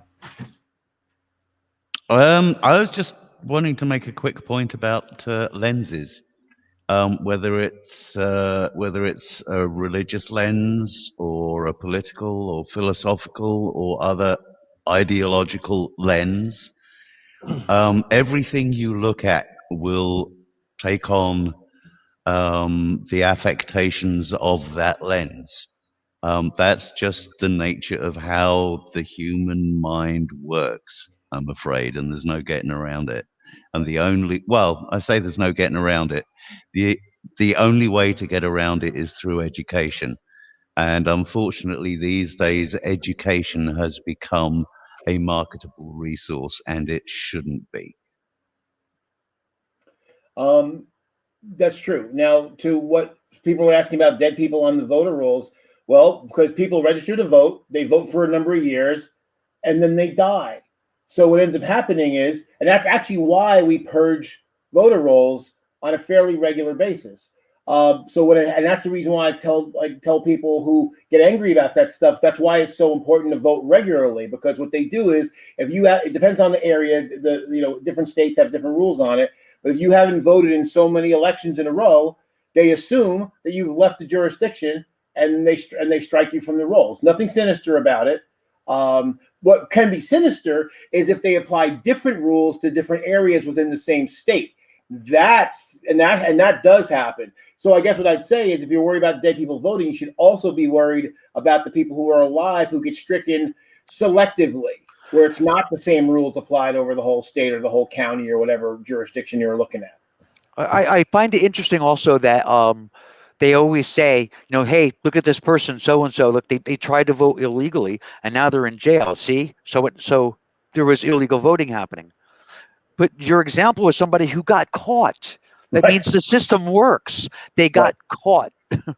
Right. Plus the fact that, to my knowledge, certainly every place I've ever voted, I've lived in New Jersey, I lived in New York, and I've lived in Pennsylvania. Every place that I've ever voted, when I registered to vote, I had to sign something. When I went to vote, they look at my signature and compare it to past signatures. And if it doesn't match, they would say, "You're not Joe, get the fuck out of here." So, and the same thing is true of mail-in ballots, that they actually do signature verification. So people, you can provide all sorts of evidence that people send in ballots illegally. Obviously, it happens to a small degree. But if you can show evidence that those votes are actually getting counted, then you'd actually have something. And you don't, because basically when they look at these, and they did an audit, they did 3 audits in Georgia, and they didn't find any illegal ballots. So there's nothing significant. So that and this is a Republican-controlled state, where the state the state attorney general and the Secretary of State are Republicans. Come on, Joe. They just were mad at Trump and wanted to get rid of him. That's Yeah. why. The governor there, he's a turncoat. Even though they all voted for Trump and gave him money and stumped for him, but they definitely wanted him out.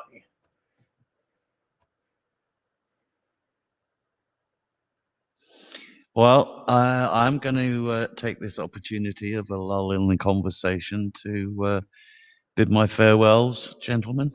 Thank you again for an interesting conversation. Take care, Brian. And I will see you next week. Take care, stay safe, and have a good week, audience included.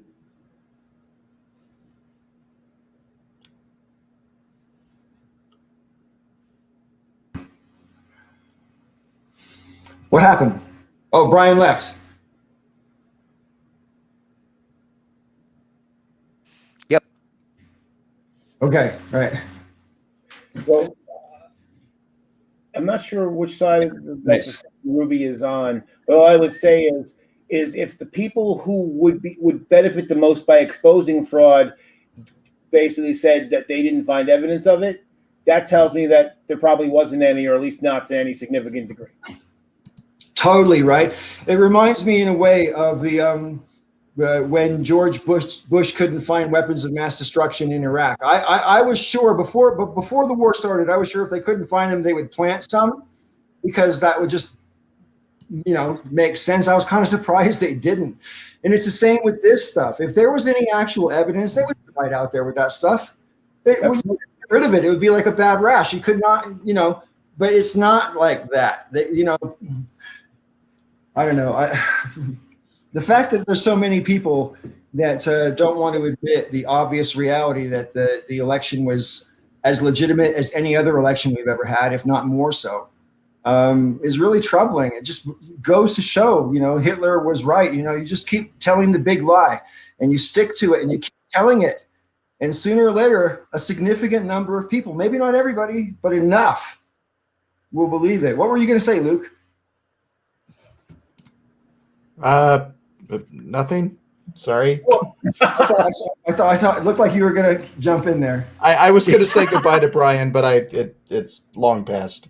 Yeah, the moment is gone. Another great example, Paul, is the people who believed the moon landing was faked. I mean, the Soviets were watching everything we did. If if we faked it, the Soviets would have every reason to expose us for lying, and yet they accept that we went there too. So if you believe the Soviet Union ever existed, it's all fool for you. I was gonna say that.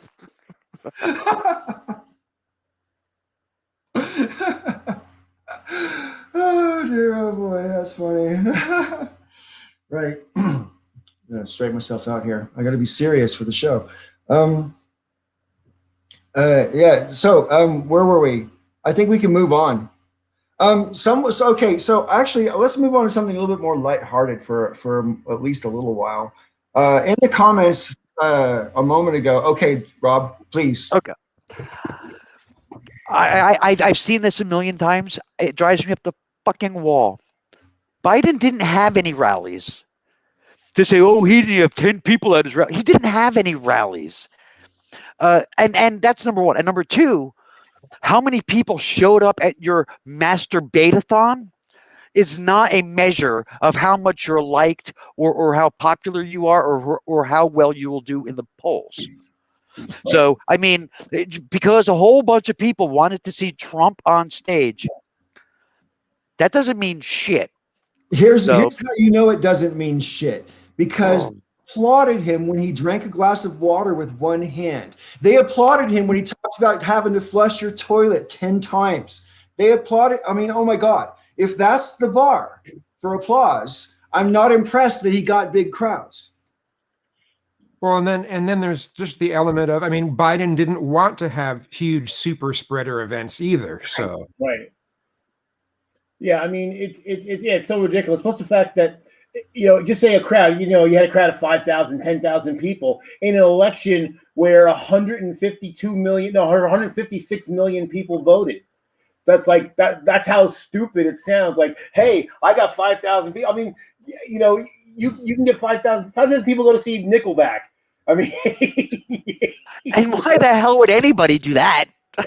You know, man, I was seeing before they decided to disable comments. There are some press briefings from the White House, from Biden, and people were saying, "Oh, look, it's being ratioed. That's proof that Biden lost." I'm like, are you serious? I was just thinking, my highest viewed video got around close to five. You know, I never got that huge video views, but I got a video about around, I think it was about 7,000 views. You know, I guess I had a crowd of 7,000 to listen to my stupid bullshit. I'm not president. I'm never going to be president. The Jimmy Carter Peanut Farmer Commission on Election Integrity recommends that mail-in voting not be allowed, even though it's been allowed since the Civil War. And that's how anyone who's overseas deployed votes. So you're gonna basically tell all the military people they can't vote? And then here in Washington State, it's been mail-in only ballots for a number of years now here. So, what should all of our votes be invalidated? Because I think Colorado's been since 2014 as well. Yeah. Yes, Kazoom. Yes. Well, it's so dumb because the whole thing is, like I said, they're still signature checked. I did my vote mail in. I mean, and my voting precinct's literally around the block from me, but I didn't want to stand in the super spreader event. So you had an envelope that you had to send in, and then inside that envelope was one you signed, and inside that envelope was one with your actual ballot. So they checked my signature. It's the same signature if I was standing there. What difference does it make? What amuses me about the Trump campaign complaints about this recent election is they want to say, oh, the voting machines were a problem, right? And they also want to say that these hand-marked paper ballots, otherwise known as mail-in voting, are a problem. I mean, they're certainly the least of the problems because they're hand-marked by the people and very easy to recount. You should get the same result with hand-marked paper ballots every time, you know? So I just find it amusing. They're complaining about basically all of it and just throwing mud to see where it sticks. Well, that's the thing, because the in-person ballots are on those machines that they say are so funky. Or what I think is funny though too, if Democrats would have went this hard on voter fraud in 2016, we could have probably found at least as much voter fraud as the 2020 election, but we didn't go that route. We accepted the results of the election. Considering the fact that Hillary won the popular vote and the fact that spread across 3 states, Trump only won by 77,000 votes to get the electors that he needed in Pennsylvania, Wisconsin, and Michigan, right? In Michigan, it turned out to be 2 votes per precinct, the difference. Yeah. And, Well, to try to address Robert here, who keeps bringing this voter fraud bullshit up. So you're actually not correct, but in some cases, they were asked. The court asked the Trump campaign if they were alleging fraud, and when they were asked if they were alleging fraud on under oath, they said no. So these cases that were supposedly bringing evidence of voter fraud, when asked by the judge, are you alleging voter fraud? They said no. So fuck that bullshit. I'm tired of it. Look at this comment here, Joe. Yeah, that's a lot. And secondly, like I said, they're thrown out because they were told standing was one of the things. But yeah, and a lot of things they brought forward were technicalities. But the whole thing is that again, they did not allege fraud in any of these cases. So if the campaign is not alleging it, then under what basis are they saying it? They only ever say it when they're not under oath. I want to address this comment on the screen really quickly as well by the same commenter. Not one court allowed discovery, instead dismissing every case on a lack of standing. They threw cases out on technicalities. That's not the same thing as saying the evidence wasn't legit. Okay, first of all, I wouldn't necessarily agree with that characterization, but the last line there, when you say it's not the same as saying the evidence wasn't legit, no, that's exactly what it's saying. If you can't prove it in court, it's not legitimate. Court legitimizes it or not. You couldn't legitimize it in court. The language means what it means. The word legitimate means in law. Go ahead. I don't know if anybody had said this because I was away. Not in any one of the cases that they tried to bring, not one of them did they claim fraud. Right. None of them. So right, that's what I said too.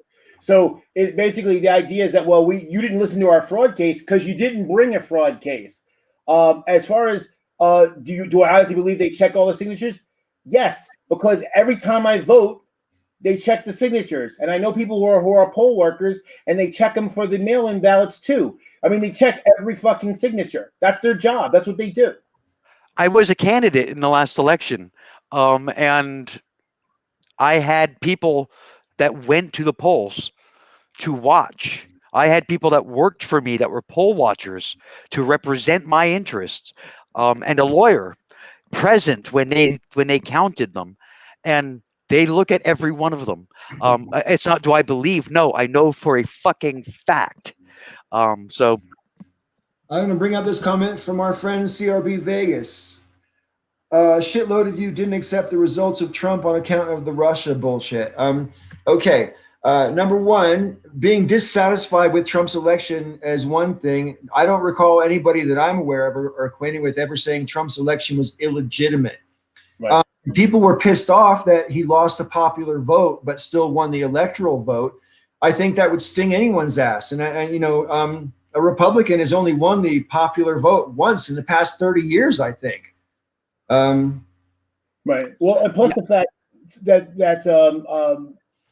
what people were saying is, as far as Russia goes, was that he conspired with Russia and that Russia tampered in the way as far as his disinformation campaign. But no one alleged that votes were stolen or votes were taken away or added or any of the bullshit that you guys alleged. Again, not under oath. So, Paul, I think what Mr. Vegas is trying to remember is that time that you listened and were emboldened by Hillary's words to storm the Capitol building. remember that happened, right? So, like, yeah, in 32 years, I think it was 32 years, a Republican has only won the popular vote once in 32 years, and that was George W. Bush, and because of September 11th, and he was a wartime president.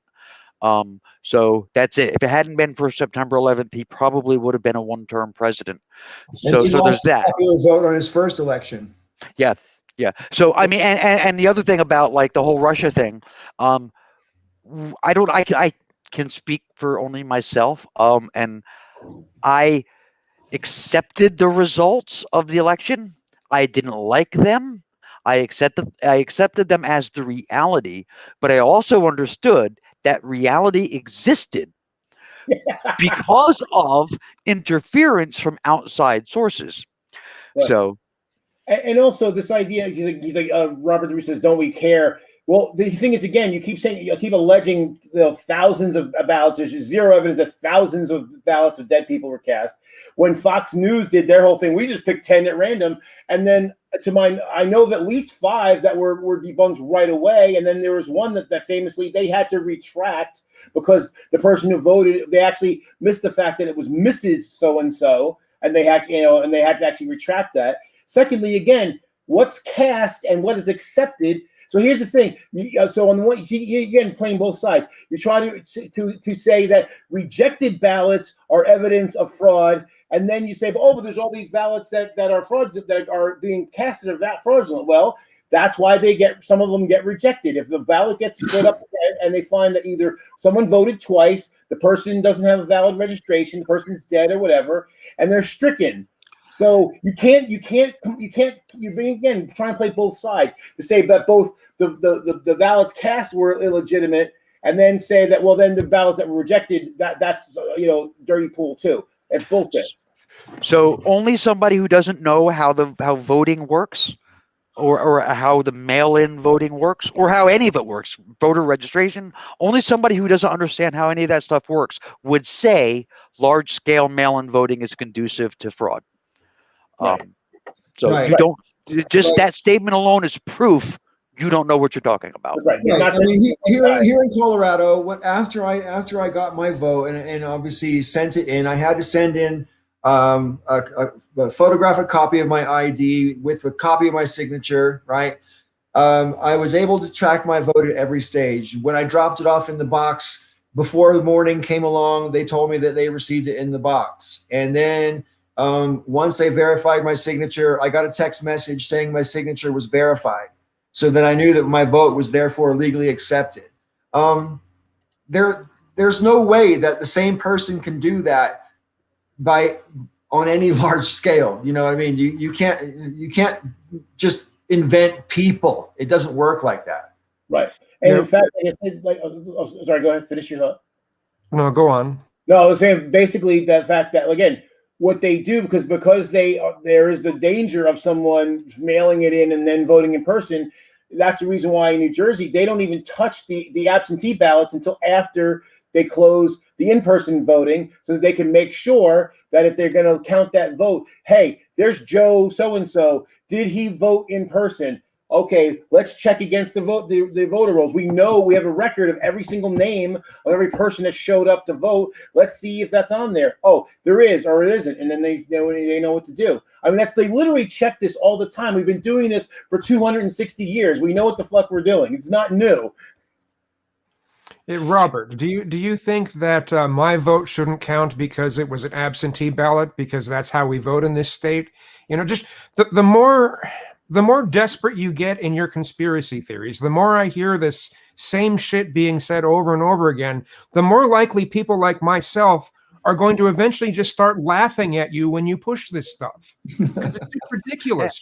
You're being ridiculous. And if you can't get someone as open-minded as Kazoom to listen to you, you've got yeah, you're lost. The evidence is out there. No, it's your fucking job if you're making the claim to present it. And like I said, saying that some people cast, I don't doubt you that some people tried to cheat the system. I don't doubt that at all. The fact that we caught some people said that some people tried. But again, the fact that we catch people because the system is designed to catch people tells me that it's not a big concern. As long as we're doing the things we always do, it's not a problem. So the U.S. is bad at a lot of things. There's a lot of things this country is terrible at. Nation building. There's one. Staying out of wars that have nothing to do with us. There's another one. There's a lot of things that we're bad at. There's one thing in particular, though, that we're really, really good at. And that's running elections. We are really, really good at running elections because, as Joe pointed out, we've been doing it for 260 years. We're good at it. And again, if the Trump campaign was aware of this evidence that's out there that they kept claiming that they had, why did they never present it under oath in court? And then and this article that we're supposed to be looking at, I mean, there's spots in it, and I remember this before. Trump was going to try to claim that the election would be stolen way before the election even happened. He was planning to do all this shit. Hell, he did in So much evidence for that it beggars belief, really. I mean, he going all the way back, in my opinion, to 2017. You know, he was questioning the legitimacy of mail-in balloting his entire presidency. You know, and that's deliberate. You know, he's been planting these seeds. People called them at the time trial balloons and whatever. He planted loads of seeds. He sends stuff out there. It gets repeated. It gains a critical mass. And before you know it, you've got people in my comment section who are probably intelligent, sensitive human beings who are completely lost in a sea of fucking misinformation. You know? Yeah. Hey, can I interject? Please. For whatever reason, Democrats seem to be much more likely to vote via mail-in ballots rather than in person. And there's studies have shown that when you make it harder to vote, it's the Democrats that suffer the most, usually because they're laborers and have 9-to-5 jobs, that kind of thing. Presumably, I'm assuming. So it could have been predicted ahead of time, is what I'm saying, if from Trump's perspective. Oh yeah, well then that's the right wing's playbook for the last 40 years at least. It's basically they know there's certain demographics that generally vote against them, and they do their best to make it hard for those demographics to vote. And even one thing I thought of earlier today, I wanted to bring up real quick, if you guys can indulge me for a second, is when it comes to gerrymandering, because we hear people talk about this all the time. Now, here's the difference. Now, people will say, "Oh, both sides gerrymander." Well, that's true. It's one of those things that's true but misleading. So, if you look at gerrymandering by Republicans, it's generally to marginalize already marginalized communities.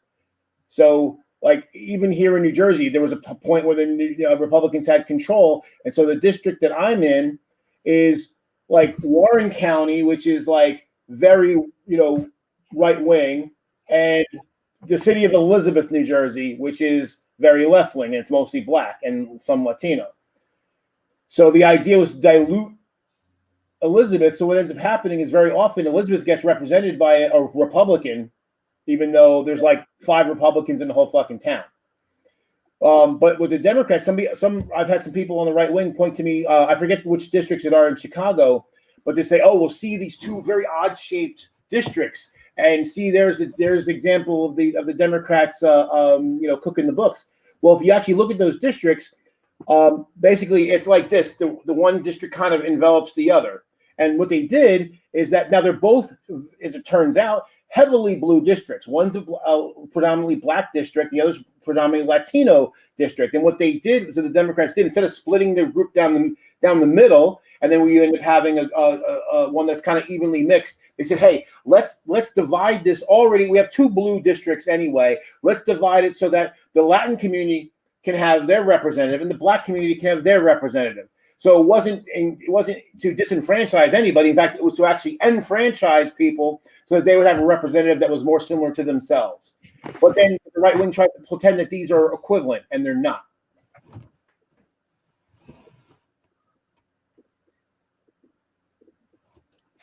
And Bedford's Law and Biden's victory not following Bedford's law doesn't prove anything, because when they run the numbers for Bedford's law, it's broken down by precinct, and the number of voters in precincts are not large enough to give you the kinds of patterns you would need for Bedford's law to apply.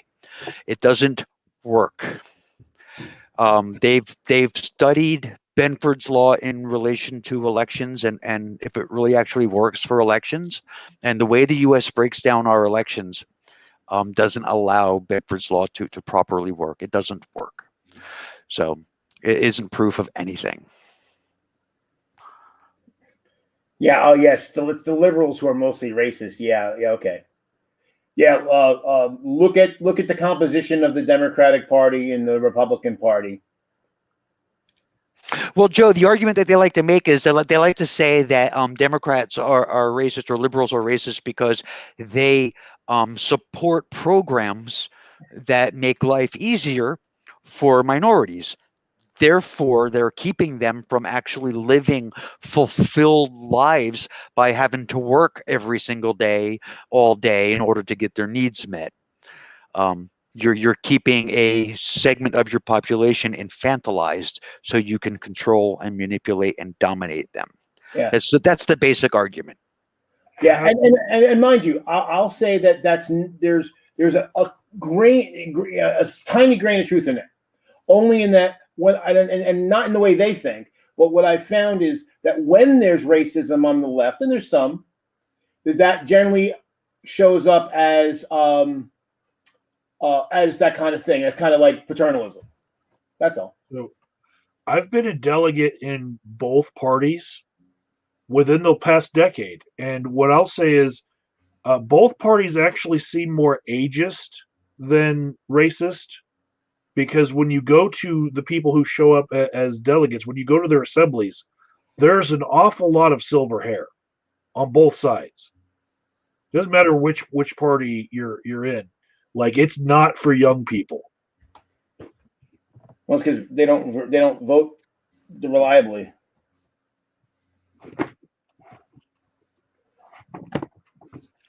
You see, there you go. Vegas saying there's actually something to that argument. No, there's really not, though. See, because sometimes people need help, and they're not going to be able to survive if they're not helped.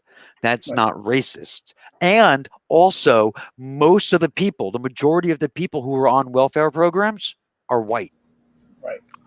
Well, and plus the fact that we also know that there's a huge disparity in wealth between the black community and the white community at large, and that's part of the systematic stuff we've talked about. Rob, did you just answer to the name Mr. Boobs? I did. Okay. So yeah, there's this idea that we know what's better for minorities than the minorities would know what's best for themselves. And I like to give people their own agency and not be so condescending as to say, if those people knew what was best for them, they would choose the other party. Even though I do see people voting against what would be their own best interests when they vote Republican. You know, it seems like a whole That's everybody, though. yeah, a whole bunch of people in the Republican Party don't even make $40,000 a year, and they're really concerned about raising the minimum wage to $15 is going to destroy the economy, right? I'm like, you fuckers don't even make $40,000 a year. Why do you think the economy is fixed now?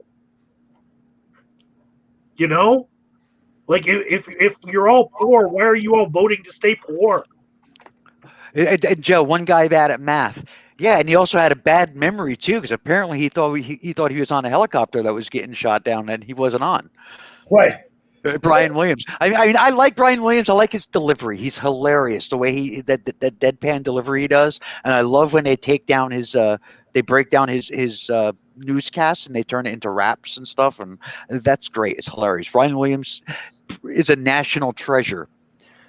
He has some issues. Math and memory are two of them.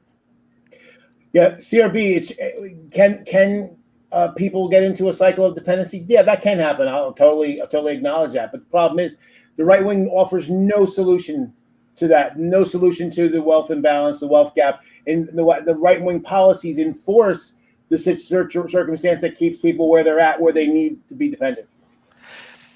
Here's the thing about AOC and the squad, right? Or AOC most specifically. They think that money grows on trees. AOC just wants us to go back to a simpler time. AOC just wants us to go back to the 1950s. Why can't we do like we did in the 1950s? The tax rate in the 1950s on the highest marginal tax rate was 91% at its highest.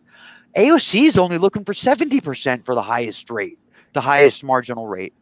So what she wants to do is conservative. That doesn't make her a leftist socialist. She's actually looking for a conservative solution. If that makes her think money grows on trees, I don't know what. Now I'm sorry. Look, go ahead. Go ahead. Well, I just wanted to say that right now the rich are very infantilized by government handouts from the right. So we're trying to fix that. Yeah, exactly. Yeah, they need our help. What's the thing? Sorry, interrupt, because then what Luke just said is that basically they say that the right wing tells us that if we give people or are poor money, then there's no incentive to do anything. But then if we give rich people money, somehow that means they're going to create jobs and do all these other things that they don't do. Yeah, I mean, and that's true. AOC looking for the 70% is what she was saying. Everybody freaked out about that. Now, the one thing I will say that is a concern, the 91% in the 1950s, that was post-World War II America. It was a very different country than now. And we were a manufacturing powerhouse on a global scale that no other country could come near. We could afford, as a nation, for our richest people to pay 91%. I don't think we could afford that today, and I don't know if 70% is too much or not. I don't know. But it's the only part of her plan, of her idea, that I think is cause for concern. Other than that, we've done that kind of thing all the time. Yeah, I personally am all for it. I mean, taxes were like 70% thereabouts from like the early 60s down to sometime in the late 70s, early 80s, as I recall. But I mean, it fluctuates, but that's my recollection. And I stand to be corrected if someone wants to look it up. But anyway, and so historically, that wasn't seen as punitive. That wasn't seen as communist or socialist or anything else like that. And I find it amusing when those types of labels get thrown at high taxes as if high taxes has anything to do with socialism at all, and even if it did, I mean, I'm actually more socialist than anyone on this panel for sure. I think public housing, for example, should be way more of a thing than it is. Most housing stock in the country should be owned by, the public and as cheap as possible to live in so that poor people don't starve. I mean, to me, that's kind of obvious. There shouldn't even be such a thing as homeless people. That's also obvious to me. But that's like a whole different discussion, Well, and I was going to say, when Bill Clinton was president, they raised the top marginal rate to 41% technically, but that was for a very narrow band, but most of it was 39%. And we had the only surplus we've had in the last 40 years. Yeah, I personally think a top marginal rate of between 50 and 60% would be perfect for where we are now. It would solve a lot of problems, and we would see the middle class grow like we haven't seen in a couple of decades. I mean, I could be wrong. That's just my gut feeling on it. What do you think about this idea? I mean, for people who make over a certain amount of money, and you can pick that number, 10 million a year, 20 million a year, 50 million a year, whatever number, that'd be a high number. But I mean, for a point beyond which, right? Once you make beyond this certain point, no matter what other deductions you can take, you can't deduct past a certain number. Let's just say that the top marginal tax rate is 36%, and some people can deduct there. Like Mitt Romney a few years back, didn't he deduct his way down to like 14% or 12%, stupid like that. And he was a 7-figure a year earner. So there are these loopholes that exist for the very wealthy. And even if all we could do was keep the tax rates the same, but close all these ridiculous loopholes, I mean, people can, They can take the cost of their Lear jet fuel off of their income tax, for example. I mean, what the fuck? Well, and to your point, Paul, what gets me is that, see, now what you're talking about, something actually called the alternative minimum tax. It basically says that you shouldn't go below this one threshold.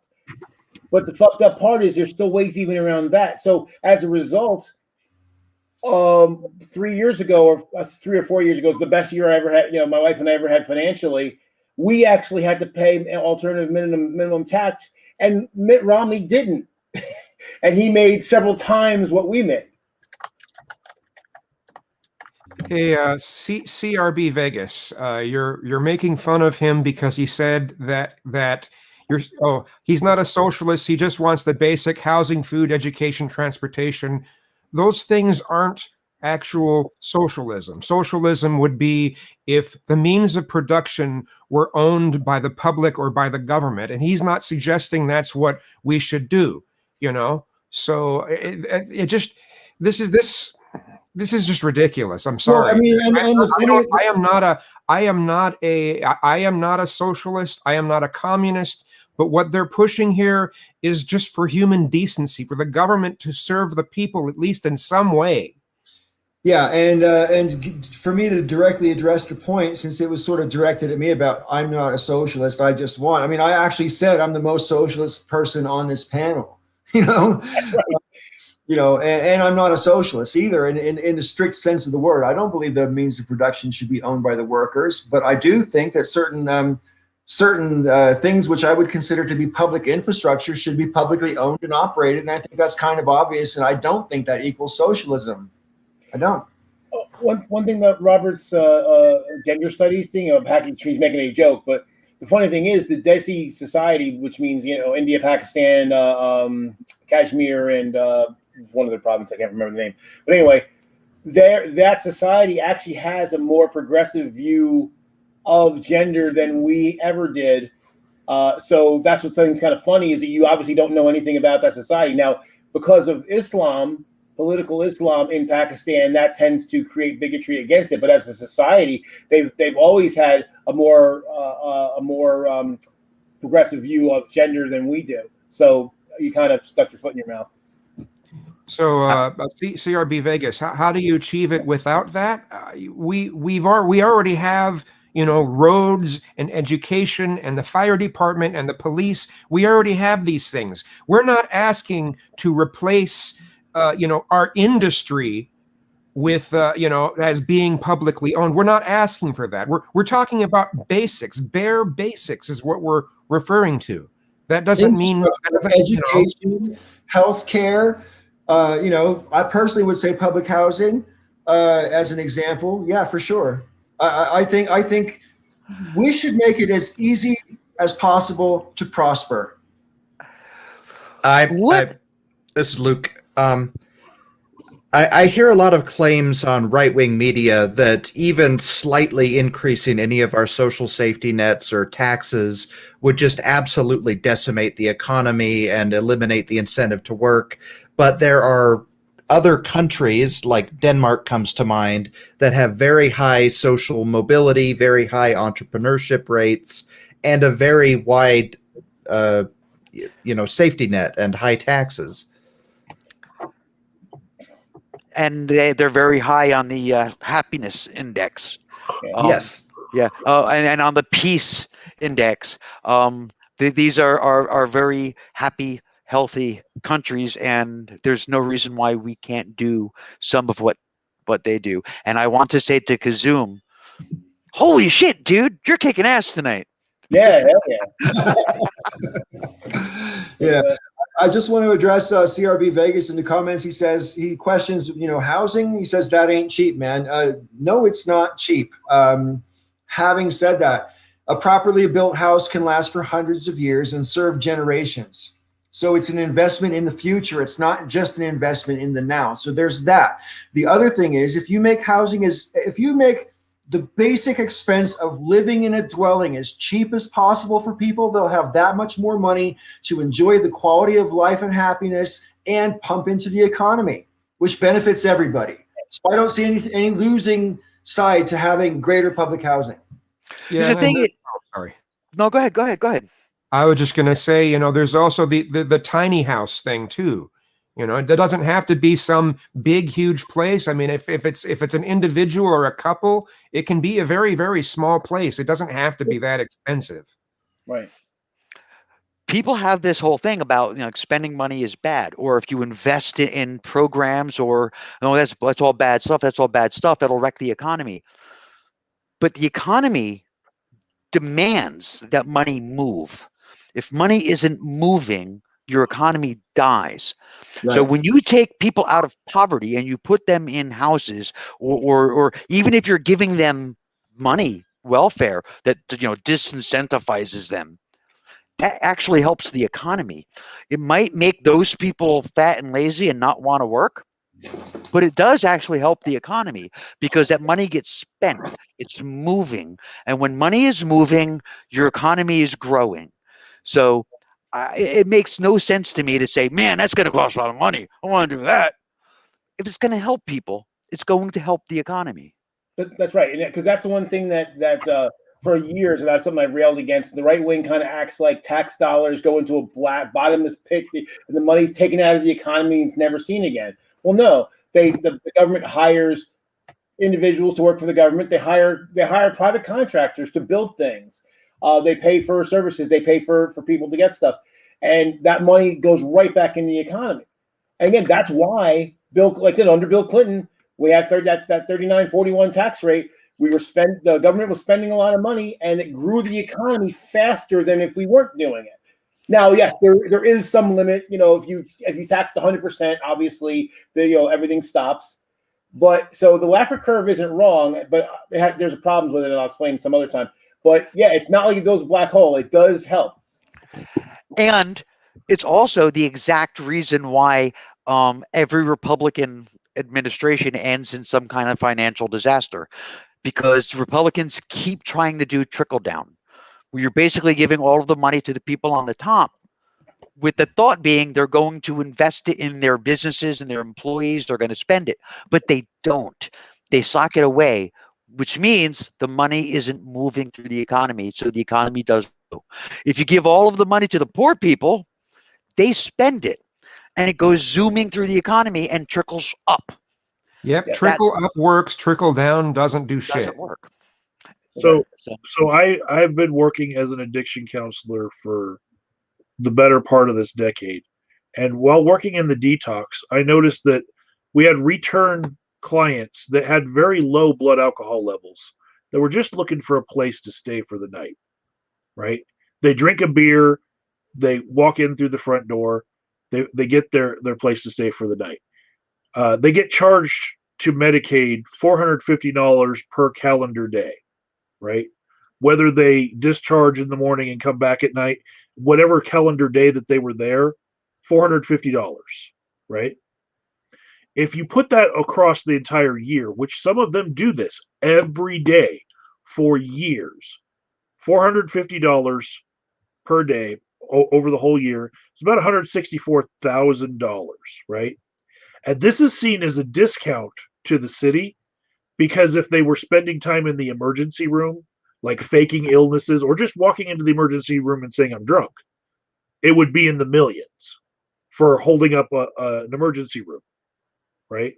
So rather than do that, we have a detox, which charges per each, serial customer $164,000 a year if they're going there every day of the year.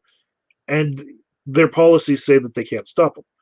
You can't tell me that I can't design a better social program to give them an apartment paid for, give them food, and give them, say, $1,000 of spending money, right? Just universal basic income, and come out cheaper than $164,000 over that year. I could do all three of those things and come out like a fifth of the money. But because we don't want to give people things, we'd rather spend on them doing that. Yeah. And then the thing is, okay, CRB, what kind of productivity will we have? We give people free housing, healthcare, and no one's talking about free petty retirement. But as far as housing and healthcare, what will the economy productivity be like? Ask Germany. Ask Sweden. Ask Switzerland. Ask Norway. Ask Denmark. Ask Sweden. Fucking the UK. Ask Ireland. I'm not talking about free housing anyway. I'm talking about public housing. In other words, housing that is constructed by the money from taxation that is locally raised by local taxes, for one thing. That's where the funding comes from to build the local housing. So it's not free to build, obviously, and it's not free to live in either. I think in public housing, when I went to high school, which was, 4 decades ago. Oh my God. Anyway, when I went to high school, we were taught in class that you're not supposed to spend more than 20% of your income on rent. Right? That was in 1980 or 79, right? I know people when I was living in London who were spending literally like 60% of their income on their rent. You know what I mean? I know London's an expensive city to live in, so perhaps it's a bad example. But I mean, I don't know anybody who spends only 20% of their money on rent. So from my point of view, if it was public housing, you should just say, whatever your income is, if you choose to live in public housing, it will only be, I don't know, 10%, 15% of whatever your income is. That's my idea. So we do have assisted housing here in America, but it's up to the developers to create buildings just for this purpose. So like we have Section 8 housing and rent controlled housing, but we don't force any particular building to do that. And they can leave rent control in some circumstances and then go to the higher priced market. We do incentivize them with like tax breaks, but it's not the same as creating a dedicated source of housing for people. So he says, it's like y'all want to ban hardship as a concept. Yeah, I don't wish hardship on anybody. Why would you? I mean, that's ridiculous. Are you an advocate of hardship? Is that what you're saying? Are you saying that you personally get a little squee when you see somebody having a hard time? I mean, seriously, does it make you, give you a little jolt when you see somebody suffer? I'd like to think that I don't want to get rid of every hardship for people. Challenges are important in life, but what basic hardships we can eliminate for people reflect very well on us as a country and as a community. If we can provide for people, it says that we are a great country. It's in our founding documents, the Declaration of Independence. The pursuit of happiness is right there, and also in the Constitution. The part of the purpose of government is to promote the general welfare and ensure domestic tranquility. And you can't have domestic tranquility if you have tribalism in your culture, for example, or if you have such drastic wealth inequality and disparity that people are so desperate they will commit crimes. I mean, if it doesn't matter what country you're talking about, all over the world, the more desperate people are, the higher the crime rate will be. Hello, Sister Danger. Welcome back to the show. It's good to see you. How are you? I'm cold. I just came in from the outside because I've been driving all over the place. Oh.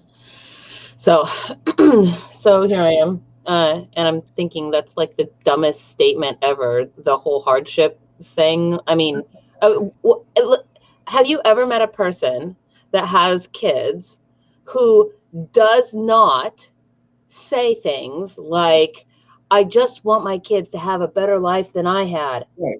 Well, what in the hell is that supposed to mean, if not the improvement of society, circumstances, surroundings, their lot in life, the amount of money they make, the type of job they have, the sacrifices they have to make, if it doesn't mean the improvement of all of those kinds of things, right? And then if you think that everybody's somebody's kid, and I'm sure there's people out there that have like asshole parents, right?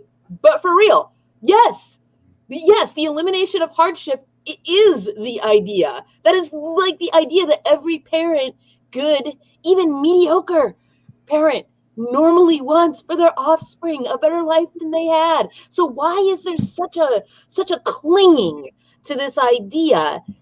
I'll tell you what I think it is. I think that what really is happening is that a person's a person feels that their own hardship, their own earned things in life are devalued if somebody else gets the same thing, but without having gone through the same amount of hardship at a minimum. If time getting it, then it is seen by somebody who really worked for it as somehow. Uh-oh. Oh, it's yeah. I'm having an internet. You cut out there, Sister Danger. You cut out there. I missed the end of what you said. Basically, totally agree with everything you just said for a start. And since you're late to the show, I have to give you the same speech I gave everybody else. Okay. We've established a new screen etiquette, and it's been working pretty well tonight. So basically, when you want to speak, just stick up your hand, and the person speaking should wrap up more or less as quickly as possible after that. We should just be paying more attention to the screen tonight, and so far it's been working pretty good. Okay? Are we doing numbers? Are we doing numbers?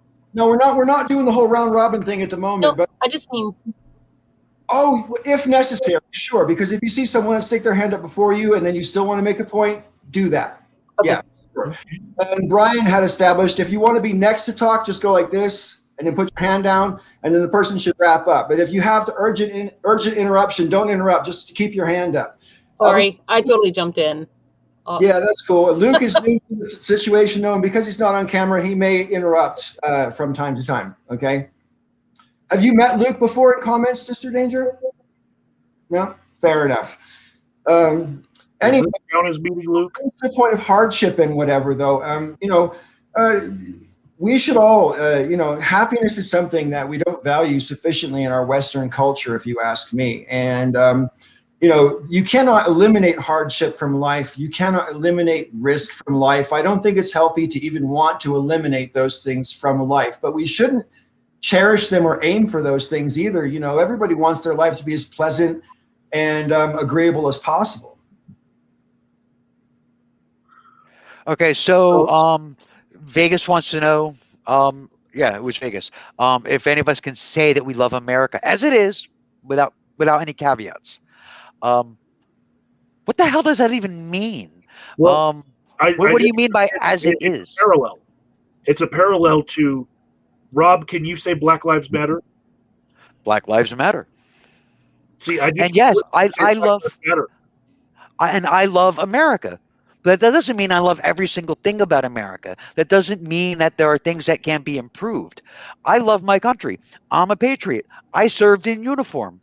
I would do it again if they would let me, but I'm too old, and it happens. But hey, what are you gonna do? But that doesn't mean that it's like, oh, I love my country and there are no problems and everybody should get free kittens and this is wonderful and there's rainbows and love and.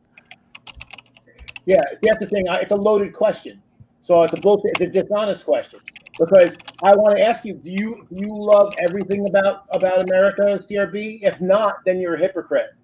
Because, like I said, to me, loving the country does not mean you love everything. In fact, if you love your country, you always want it to strive to be better than it is, no matter how good it is. It could be the best country that ever existed in the history of countries, and you should still want it to be better than it is. That's union. And that's the difference between a patriot and a nationalist. Yes. Paul loved it so much he came back. Yeah. So no, we're not 0 for 3. You're a dishonest shithead. So I just don't even get this. Like, great, I'll say it. I love America. But watch, I can say a whole bunch of things. Like, I believe in God and I love God. Actually, I also believe in Allah and I read the Quran every single day. When I was out driving this afternoon, I drove all the way to Mexico and back in the last 5 hours. Does any of this sound like I can just make up bullshit? Because, yeah.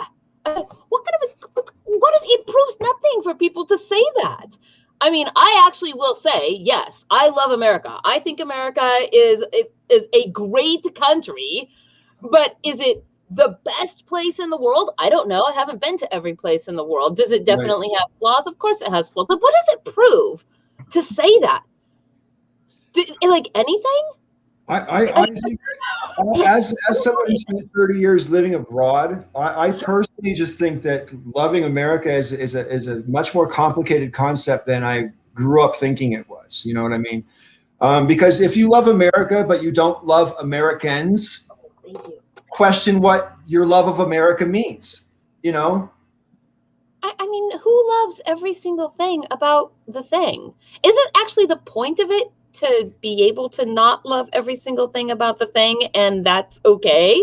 That's one of the things that makes America great, is that you don't have to love all of it. No.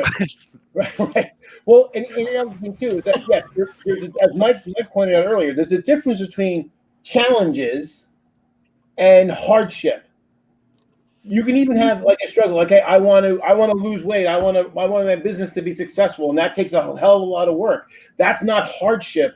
I chose to be in business, and sometimes it's difficult. But the thing is that there's a difference between that and someone like, I don't know if I can feed my children tomorrow or if we're going to have a place to live. I don't want anybody to ever suffer that, because I was never homeless, but I've been to the point where I literally was living on Slim Fast pasta and burritos. And that fucking was hard, and it was crushing, and it was, and you don't, I dug out from it, but it's not easy, and you don't like, that's not a big motivator. It's actually a soul killer. I just wanted to sort of divert the conversation, and Sister Danger, I don't mean to pick on you, but I'm going to ask you first because you're the only chick we have here tonight. All right. And so you might have a different perspective. At least you have the one I want to start off with. All right. So recently, over the past week, AOC has been very vocal about what happened and the trauma that she experienced during the Capitol riot. And then there's this big backlash amongst the GOP who are going, oh, it was no big deal. Like storming the Capitol is no big deal. And she had legitimate fear for her life because she's very recognizable and has been deliberately targeted by not just Trump, but lots of members of the GOP as basically, their target for abuse. So I think her fears were pretty justified and rational, right? But do you think they've been overblown in the media, or do you think? Because I don't know what it feels like to be scared in that sort of way, for my life, like or thinking that they're coming to get me or whatever.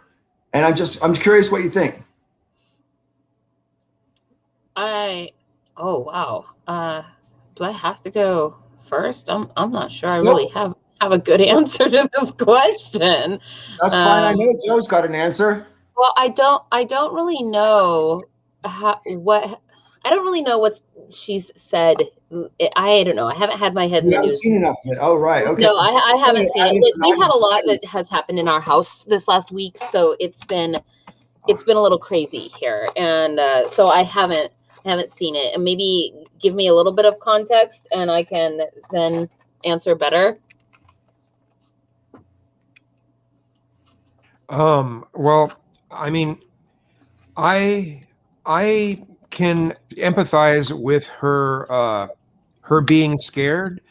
One of the things that the right wing is pushing is, you weren't actually in the part of the building that the stuff was happening, and you were on this outer section of the building. But she was still scared because there were people pounding on the door, but it ended up those were the police, and it wasn't but she was still scared. And I think it's unfortunate that people are making fun of her for being scared. It's just like, well, look what was happening. It doesn't matter if it's in the same exact building. She still had the right to be scared. And make no mistake about it, if they had found her, they would have fucking killed her. So my first sorry, can I go, or did somebody have their hand up? I looked away for a second. Okay. I guess my first thing that I would compare this to, now that I've got some context, is it makes me think of the time that Prince of Queens and I went down to the University of Washington to see Milo Yiannopoulos. And there was black bloc there, and I ended up getting pepper sprayed in the face, and a man ended up getting shot like not that far right behind me. at the time, so I tend to deal with immediate emergencies relatively calmly when I'm in the midst of them, because my brain just goes into like what it. I mean, I guess kind of like the mode that you would go the into. target. Well, no, but I mean, like always. Like, I mean, I've had people, fall down in front of me with seizures and all kinds of things. Like, I've been in violent situations before, and so my brain kind of goes into, in the immediate sense of, like what do you do to mitigate, to get to safety, to do whatever, right? Like Can I in ask you, have like you ever emergency panicked mode. in your life though? After the fact, though, home, I called my dad the next. I can't even remember if it was like I don't think it was that night. I think it was the next day. But I called my dad, and I freaked out. Like, I was like, "Oh my God, Dad!" It was a university campus. Like, we're talking about a lecture. We're not talking about war. And there was people with guns and pepper spray. And I'm terrified. Like, if the cops all are indisposed because they're trying to calm down, well, I get triaged right out the window, and I'm a woman, and anybody can just like kick in my door and do the thing. And I actually went out and I started purchasing all of the things that are now my go bag. I bought all kinds of things for my car that I had just kind of, like I bought an extra gas can, and I bought all kinds of other things so that I would never, for example, like be stranded on the side of the road with no way to jumpstart my car, no running out of gas, not, I have like I just, all kinds of stuff. I just freaked out, and so to say that for her to do that, I guess, no, I don't think it's that weird, Yeah, I mean, because I what you just described was a post-traumatic experience. So you managed the moment because you had no choice. Right. After you had time to sort of absorb the experience, you had a post-traumatic reaction. What is that? So this is a picture of Alexandria Ocasio-Cortez's face put on Jussie Smollett's body during his interview, and Who's he? the political statement that's being made, that's been passed around Twitter, is that she's lying about what happened to her, just like Jussie Smollett did when he said that somebody put a noose around his neck and harassed him and all that, and then he was found out to be lying for attention. And that's, to me, part of this is part of the lesson is, whenever that happens, that somebody does cry wolf, it does really hurt every other victim who cries out later, because people don't believe them. But also, it says a lot about like how they immediately dismiss her lived experience, her trauma, so easily, and they equate it with, oh well, she's just lying to get attention. To me, when I saw the gallows outside of the Capitol that was erected, there was like, immediately I'm thinking there's three people they want: Mike Pence, because they're chanting his name. Mm-hmm. There's Nancy Pelosi, of course. The very next person would have been AOC. A damn gallows. Anybody of color. Well, and again, this idea that, well, she was in a different part of the building is such horseshit. Like, okay, she's in the building where people are there, at least some of them with murderous intent. So the idea of like, well, she wasn't quite close. Look, if I know someone's in the same town as me, and they're out to get me, I'll be fucking scared. I fired an employee who has an arsenal of weapons, and I was scared for months that this fucker was going to come after me, because when we had a meeting afterward, he kind of did some things, overtures to try to scare me. Now, he wasn't in the next room knocking on the door. He was just around, and he has lots of weapons. So this idea that she wasn't close enough to be sufficiently scared is horseshit, and it's evil and vile. So I think when we discuss it, I think when anybody on the left discusses this, we should be really careful. She was not in the Capitol building. She was in another building that's part of the complex.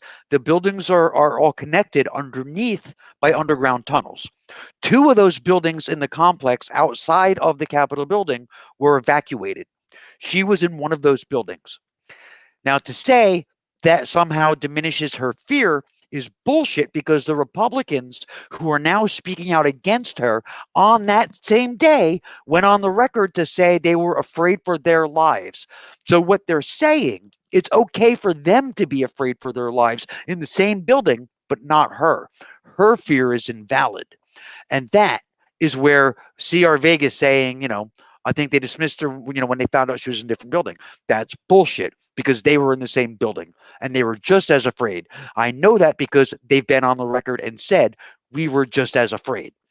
So it's bullshit. It's bullshit. She was afraid. And to say that she lied, she didn't lie. She was hiding behind a bathroom door and she heard voices of people in on the door saying, "Where is she?" It happened. To say that didn't happen is also that is the lie. It happened. It wasn't rioters. It was the police. But if they didn't identify themselves as police and she didn't see them, how would she know? So bullshit with that. I personally think it's like 100% okay to be absolutely terrified of 5 or 6,000 screaming maniacs. I think it's okay to be afraid of that. I don't think it matters if you're a boy or a girl or whatever. It's okay to be afraid when people are coming and you don't know to what extent they're armed and to what extent they're crazy. Mob mentality is very terrifying because they're if you think that people are already irrational enough, when that it becomes exponential when it gets together. And there are a lot of things that will happen because of shared guilt in mob mentality. So it's just so much worse. And there is no managing it. It's just it is quite scary. So what I find scary is at the link that Paul put out earlier with all the videos that the Parlor people put out. As they got up to the Capitol, there were some people that looked like agent provocateurs, and a lot of people would just immediately say Antifa, right? But they're not the only people who do agent provocateurism. What I'm saying by that is there were people saying no, don't do it, all over, and just a few people took down the barricades and were waving people on, saying, "Come on, come on!" And you can hear the overwhelming majority of them saying, "No, don't do it, right? But all it took was a few people to break through that barrier for all of them to do it. Then they get up to the front doors, and there's this odd chant of "Hang Mike Pence, hang Mike." Like, were they thinking that before? I don't know. It could have been just one person wanting to get his voice amplified. It starts the chant thing. And then they're like, well, I'm in a crowd that's chanting it. I might as well chant it with them. It's really easy to take a mob like that and then just slightly twist it. And Yeah, I mean, that they do. I've seen this agent provocateurism before in the Occupy movement, where out of nowhere a rock comes and hits a police officer when there was a standoff that was like going on for an hour with no one doing anything. But then out of nowhere, something gets thrown at somebody and then it's on, and that one person who did it is so important with those mobs, and it's scary. yeah, when you have a large group of people like that moving in the same direction and they're all, and they're chanting and it's like an organism.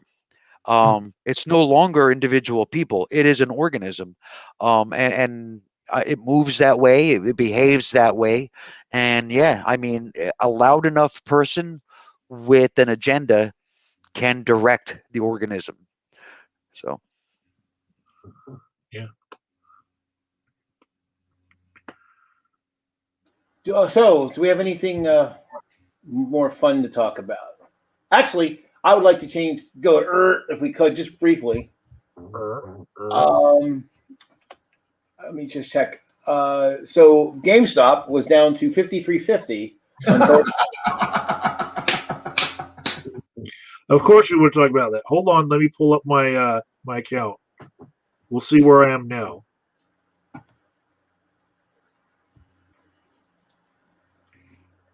So yeah, last week I could have gotten out at a profit, and this week GameStop right now is at 66.50. And seriously, over the week, I thought it was going to tank all the way. Yep. Yeah, I mean, like I said, I feel like people were manipulated, and you know, they tried to use people who are socially conscious, and who are socially conscious but don't necessarily have a good working knowledge of the market, and got everybody to ratchet it up to 480. It was at the peak, and they bought low, and then they sold it high, and now it's yo-yoing. So they're probably buying in and selling in several times. But there was actually an article where there's people on Reddit like, stop selling. I'm like, you don't understand how the fucking market works. So you know, it's like, you know, yeah. Anyway, so the fundamentals of the squeeze itself were so sound that what I've learned is that Scion Capital, the place that's run by Michael Burry, they actually had millions of shares of GameStop already since 2017. And they were holding on for just this kind of moment. And they probably got out at a huge profit. We'll know next quarter when they post it. But the fundamentals of there being the possibility of this short squeeze was there. Right. But and that's the thing. So again, who got enriched? It was just a different the man. It wasn't the poor guys. It wasn't the social activists who tried to drive the stock up to fuck over the hedge funds. It was the other rich guys got richer. So when I look at what happened on Roaring Kitty's YouTube channel, this wasn't just like a fly-by-night thing where it was just this couple weeks. He's been planning this and putting it out publicly since last summer, like the middle of 2020. And he was putting out these videos saying, this is how much I got, you know, and, you know, it's turned into something to where it's either, you know, straight up a pump and dump. That's one possibility. Number two is it turned into a pump and dump because what happened with all the brokerages limiting the ability to buy and allowing the hedge funds to get out from underneath it, they diffused the squeeze. You know? Yep. And then there's the third possibility that the squeeze is still on. A lot of people have lost confidence in it because they didn't see immediate results because they were playing it like a slot machine, so they sold to get out. And just like Volkswagen in 2008, by the time all the share prices go down, people won't realize that there's another wave that you know, a spike that's going to happen afterwards. If you look at what happened to Volkswagen stock in 2008, you'll see what I'm saying. That there was this initial wave and then there was the real spike right after it. But people got on board with it in the same way. People just want people to go out and buy my GameStop again so you can get out of the profit. So can you hear me? Yeah. Okay, good. 'Cause I stepped on my headphone control again, so I didn't know if you. That's not the word I thought you were gonna say. You're not that big. We'll have to talk later. So I am reading in the comment section. I am learning something I did not know. And I feel really bad that I missed the major news. I don't know when it happened, but apparently we've lost a number of American cities that have been burned to the ground. I think it's terrible. I wish I had known. I would have sent thoughts and prayers. I'm pretty sure that was just the wildfires, though. You know, I must admit, you know, for the longest time, and I would get mad at you, Rob. I would get mad at you when you try to say, oh, it's only 2 blocks, and other people would say, oh, it's only a small area. And I'd get mad and say, well, I've seen all this footage and I've seen all this footage. But then I re-looked at the footage. I re-looked at it and it's just like, well, this still is only in this area. It's still only in these sections. And I'm not saying that the violence was excusable, because it wasn't. You know, we should call out the violence when we see it. We shouldn't encourage it. We shouldn't pretend it doesn't exist. We shouldn't say, oh, it's mostly peaceful, when in those areas it's not.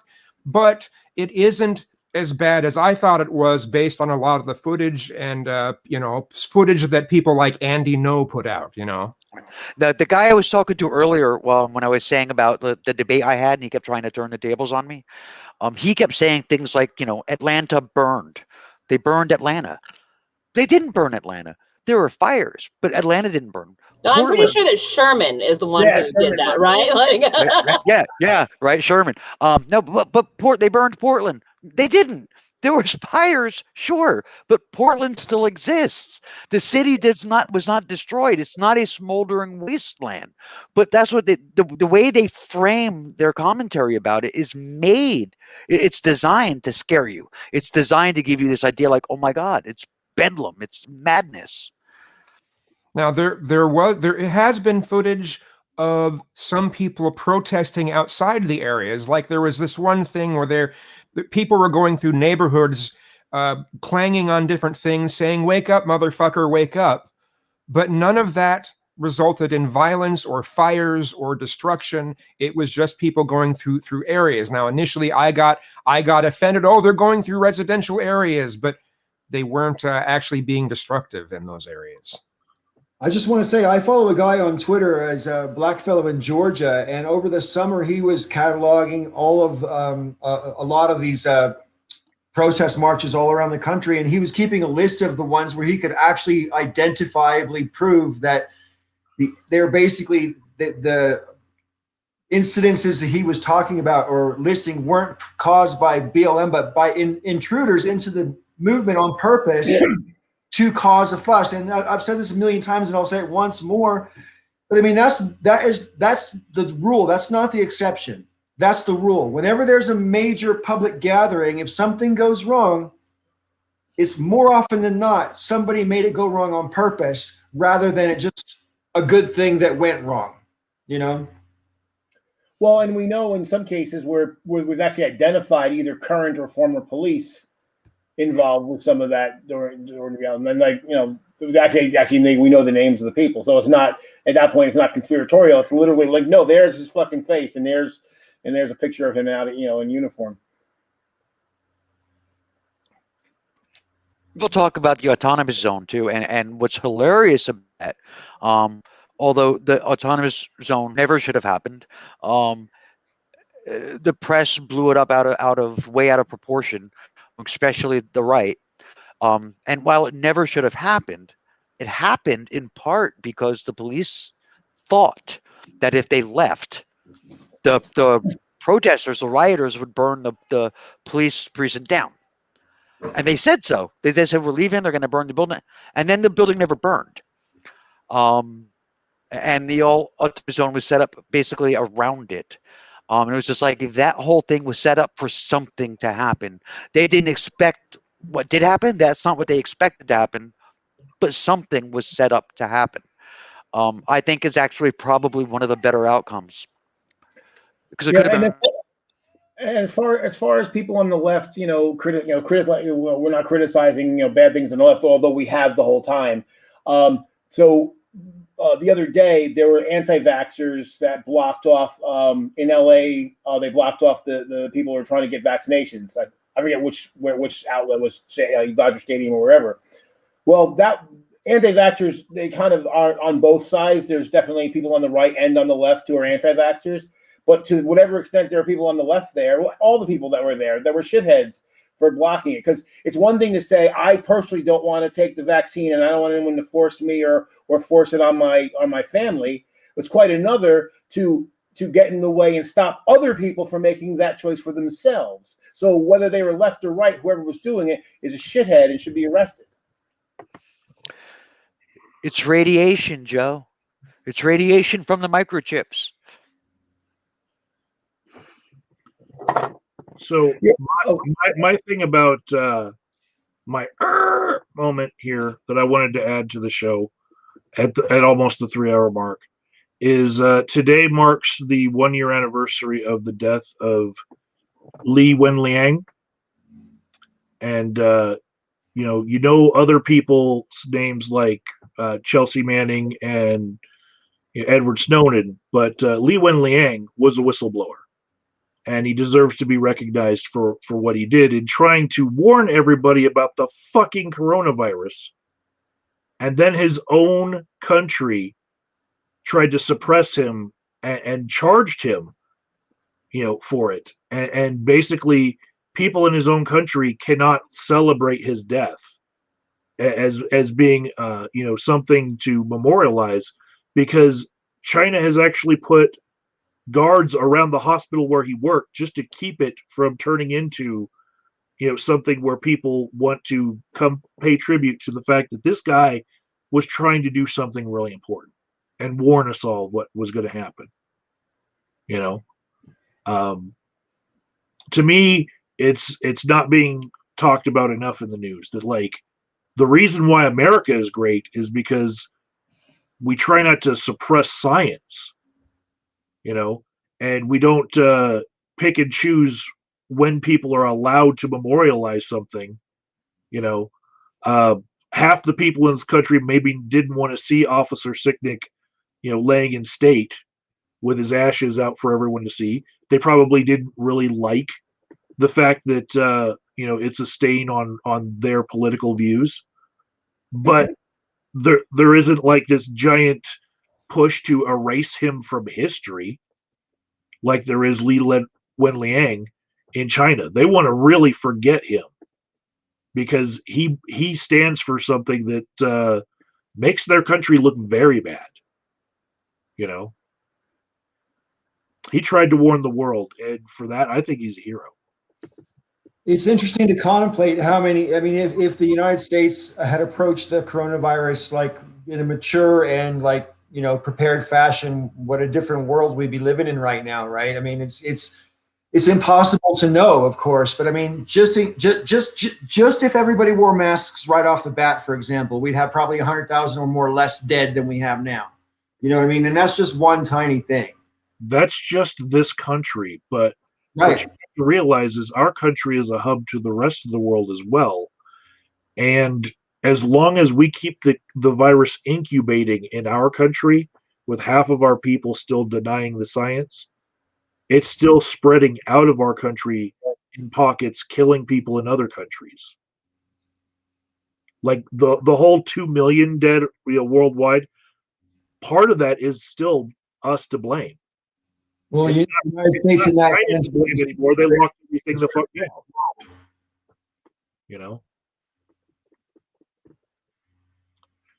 Trump kept on calling it the China virus, and it's not China's fault anymore. They locked everything the fuck down. They eventually got it to a containment, where they're not spreading it to the rest of the world anymore. We're the ones doing it now. Well, I mean, the virus did come from China, though. Initially, yes.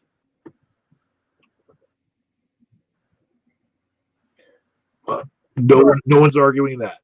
It's irrelevant. Yeah, it originated in Kansas, but we call it the Spanish flu, and people actually think, but there's Americans who think it actually started in Spain, even though it has nothing to do with Spain at all. Yeah, I mean, the fact that it came from China doesn't mean anything. I mean, it actually most likely came from bats too. So we could call it bat fever. Yeah, but that wouldn't be racist enough for the GOP. Yeah. There you go. Whichever country is the initial country that has any virus come out, I'll give them some leeway the first month in just not even being able to detect it.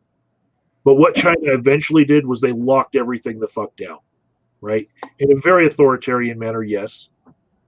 But they're not spreading it to the rest of the world anymore. We are. Every day. We have someone depart from our country, go to a different country, spread it around their country. Every fucking day. Yeah, at this point, it's the U.S. flu. Depends on the bat. There's different bat species. They're all different colors. Not all bats.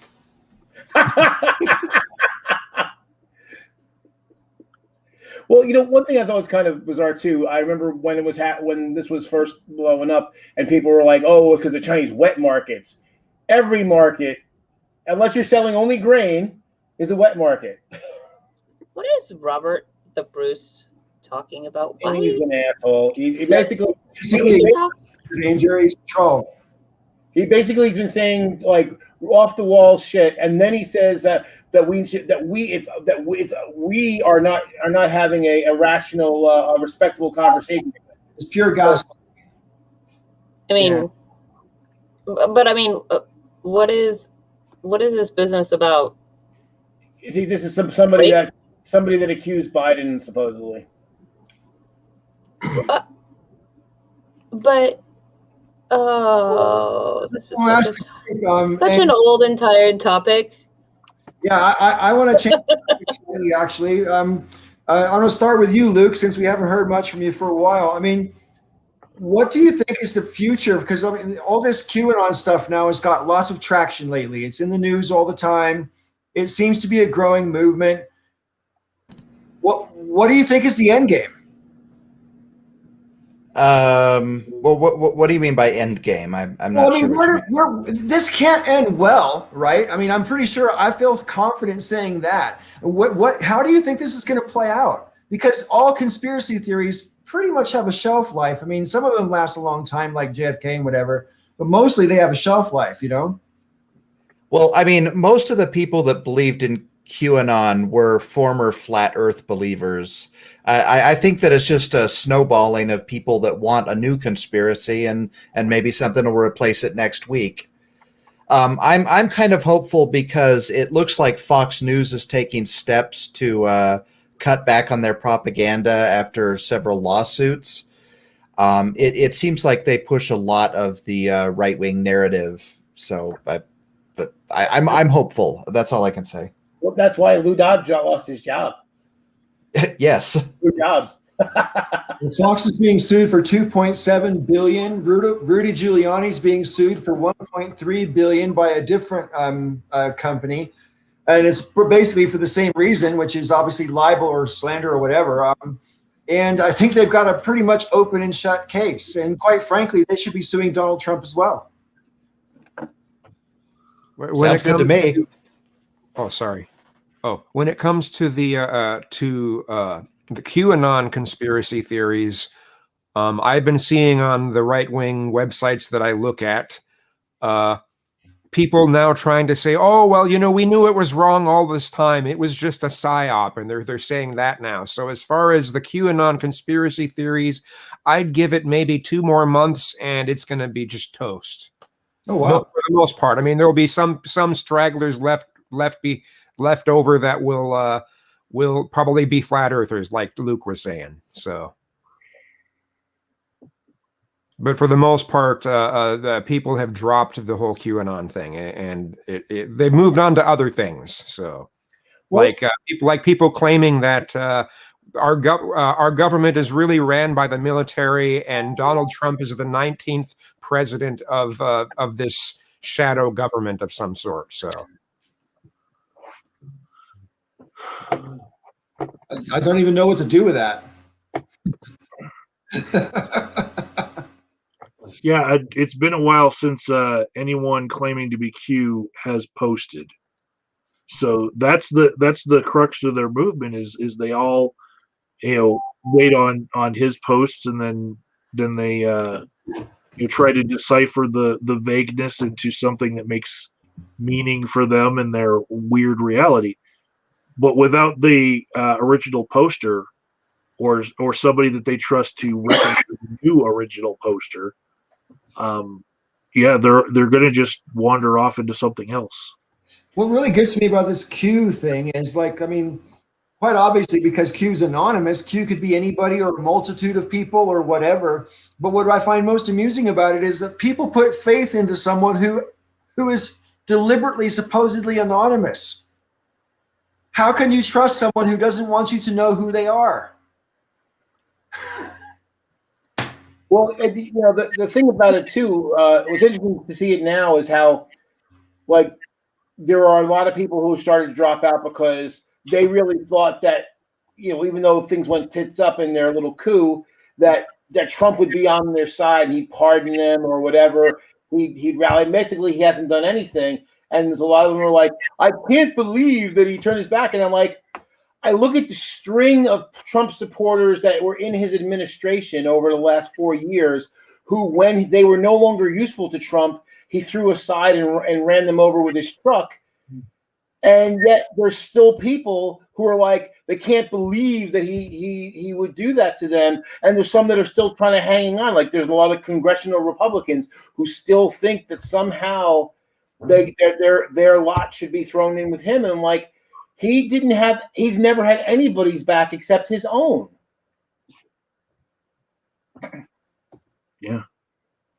I think it's interesting watching the Republican Party fall apart at the seams, and it's the most spectacular dissolving and crumbling that I never thought I'd see the Republican Party in the position they're in now. They don't they don't know what they're doing. They're completely lost, and some of them are still trying to cling to Trump's pant legs, Yeah. Well, and it's interesting the fact that, like, a third of congressional Republicans voted to remove Liz Cheney from her leadership post in the House. I mean, and now was it Jeff Flake was getting censured? Some Republican in Montana was getting censured again, all because Ben Sass, all because they basically have it knuckled under to Trump. And I'm like, what's wrong with you guys? I mean, it's funny because they attack the left and say, oh, we're the ones, we're cancel culture. And now they're canceling the people who aren't supporting Trump, or trying to anyway.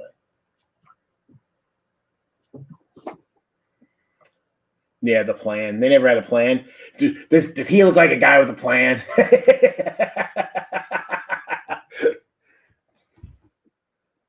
Yes, he is a loser. He's a loser, baby. That is exactly what I thought. like, hey, what happened to Goth? I don't know. We don't want to sing more than that, only because we don't want to get a copyright strike on the channel. But yeah, I mean, I don't understand. Yeah, no, yeah, that's the thing. I don't think the GOP is going to collapse. I think they're just going to turn into something even weirder than they've ever been. Because that's basically. I mean, I've been politically active since the early '90s, and every time I thought the Republicans were dead, they just crop back up as a different type of zombie.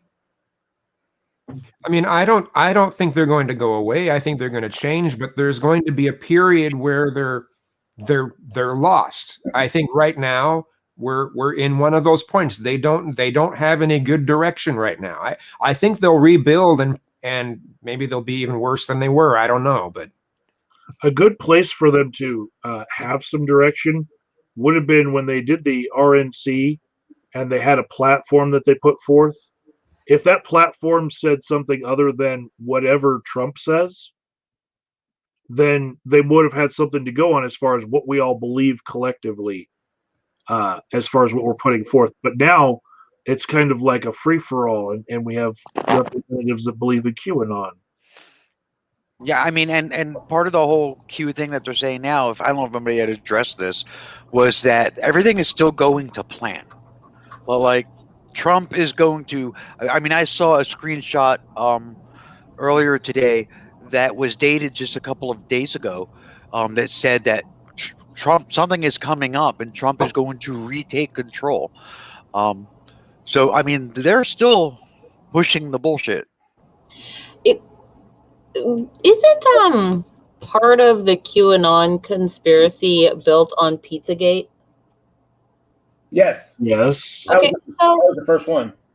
So I find that kind of I find that maybe somewhat telling with regards to some of what may happen here to come, because nobody really talks about Pizzagate. It was used as a little stepping stone, but the same types of people, if not the same people, that were on the Pizzagate conspiracy then moved to the QAnon conspiracy. And because I don't think those conspiracy theories are being used as a tool by the people who have the ability to manufacture lies, essentially.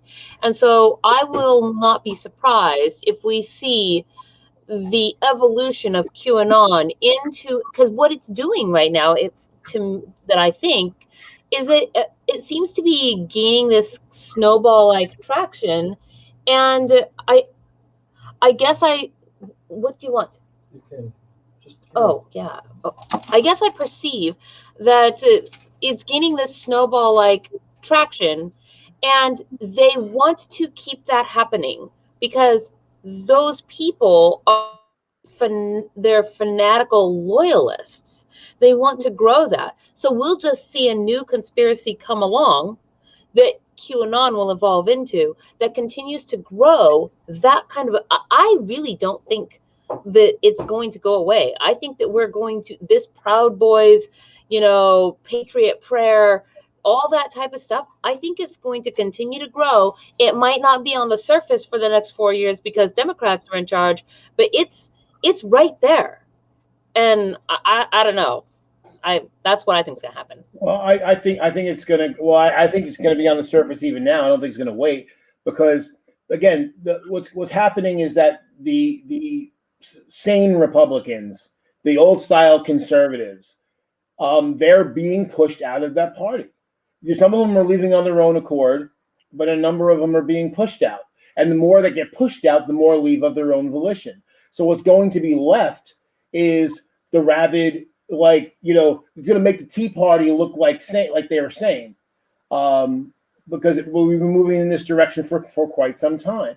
So I really feel like it's going to get worse, and I'm concerned about violent acts because now you have people who have no understanding. They were under pressure, upset, have grievances, some legitimate, some not legitimate, no understanding about how government works whatsoever. Don't understand the law or the Constitution, and they're going to be vaguely, they're going to be like looking for any sort of leadership. So anybody who puts anything out that they can get behind, they're going to get behind it, no matter how ridiculous or crazy it is. So, Amy, you need to tell your boyfriend that we have this new system where you have to put your hand up and wait before you interrupt someone. He can put his hand on the screen if he wants to. But I think that definitely I will tell him that. In 4 years, the new iteration of QAnon will have a different name. We don't hardly hear the name Tea Party anymore, and we don't hear Paul bots. The Ron Paul faction of the Republican Party. That a lot of those people who showed up to storm the Capitol 4 and 8 years prior, they were Paul bots. Some of them. Well, there's an interconnectedness to it. Tea Party, Paul bots, QAnon. What'll it be in 4 years? See, what's weird though is at least as much as the Tea Party was kind of out there, they had some sort of ideological center. Again, they were confused and they don't understand how government works either, but they had some form of ideological center.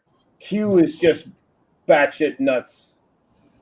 What if one of the things that we see as a result of some of these more traditional, I guess, Republicans leaving the party is that they actually swing towards the Democrat Party, and that the Republican Party becomes like more crazy Tea Party like. But then what ends up happening is that we've got like radical Republican, like radical Republican Party, and then anything that was remotely democratic about the Democrats becomes purely like the Republicans, because the Democrats are already pretty Republican, right? Rob, Can't hear you. Put it down. So if a lot of the establishment, thank you, a lot of the establishment Republicans are moving to the Democratic Party, which they are, yes, what they're going to do is drag the entire Democrat Party to the right. and that's going to be the effect. And whatever's left of the Republican Party is going to be kind of nuts and cuckoo and off the wall. And that's bad. That's bad for the entire it's bad for the entire country, because I mean, we already don't have a real leftist movement in this country. If the Democratic Party goes any further right, we'll have two Republican parties, and that's just not good for anybody. It's But already too late for that anyway. well, I mean, I was just going to say that the Democrats today are about the same as the Republicans in the 1970s. So Well, to be fair though, the Republicans in the 1970s had liberals in it. So because it was kind of a mix. It wasn't, and there were, there was more overlap as far as where you would find a liberal, where you would find a conservative. It was more regional, but so like there were actually decent Republicans back in the early 70s. So, but the thing is though, and actually you brought up something important. I think that's coming up is that and I said this last week. Now, if you look again this past week at both Biden and the Democrats, they basically said "fuck you" to Republicans. Biden said, "Well, I'm happy to talk to you and see if we have some compromise." He said, "No, what you have is way off the mark." And then he signaled to the Democrats, "Go ahead and do what you got to do." And they used the reconciliation conference to bypass the cloture vote, and they're passing all the stuff we wanted. So they're being as progressive. So far, I haven't seen anything conservative coming out as far as legislation or the executive orders. So, I mean, maybe that'll change at some point, but I think there should be a lot for liberals to be happy about. I think there's a lot to be happy about. I also think there's a lot to sort of keep pushing for and whatever. But yeah, I think considering the administration's less than a month old, they've hit the ground running. So it is worth noting that you can't pass more than one bill, I think, per year using reconciliation. So I was kind of hoping they would nuke the filibuster, to be honest. They will. We'll see. What's reconciliation? What? I feel like I missed something. Reconciliation is a budget process used to get legislation passed, where they only need a simple majority of the vote rather than having the larger majority. Right. What causes that to come into play? It's a rule of the Senate, I guess. Yeah, a rule of the Senate that allows them to do it once every fiscal year. Yeah, and this year they get to do it twice because they never did it for last year. So they get one now and then they get one more. They get this And it could only be for budget matters. And basically, it's basically a process that was built in to say that, hey, look, we know that we write a budget, but then after we do that, we may have to amend things, and we need a simple way to do that doesn't get held up because you have to certain things that have to get paid for that you don't have no choice. So it's a way that you can now allocate more money, and you can basically amend a bill that's already passed. You can't write a totally brand new legislation, but you can go back to the existing stuff and tack stuff onto it.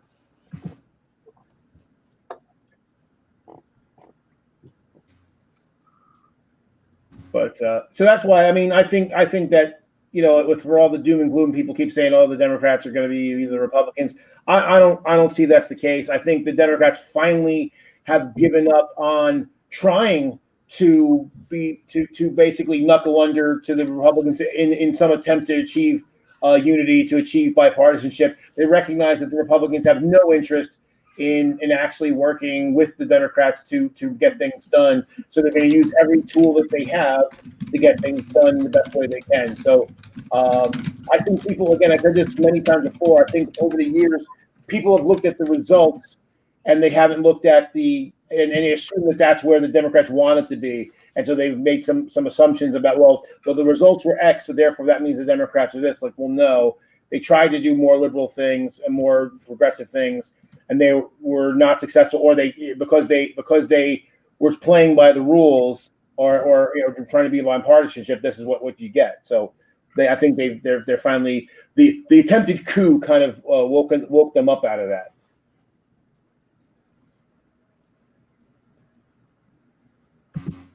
And Robert DeBruce is just naming random Democrats now.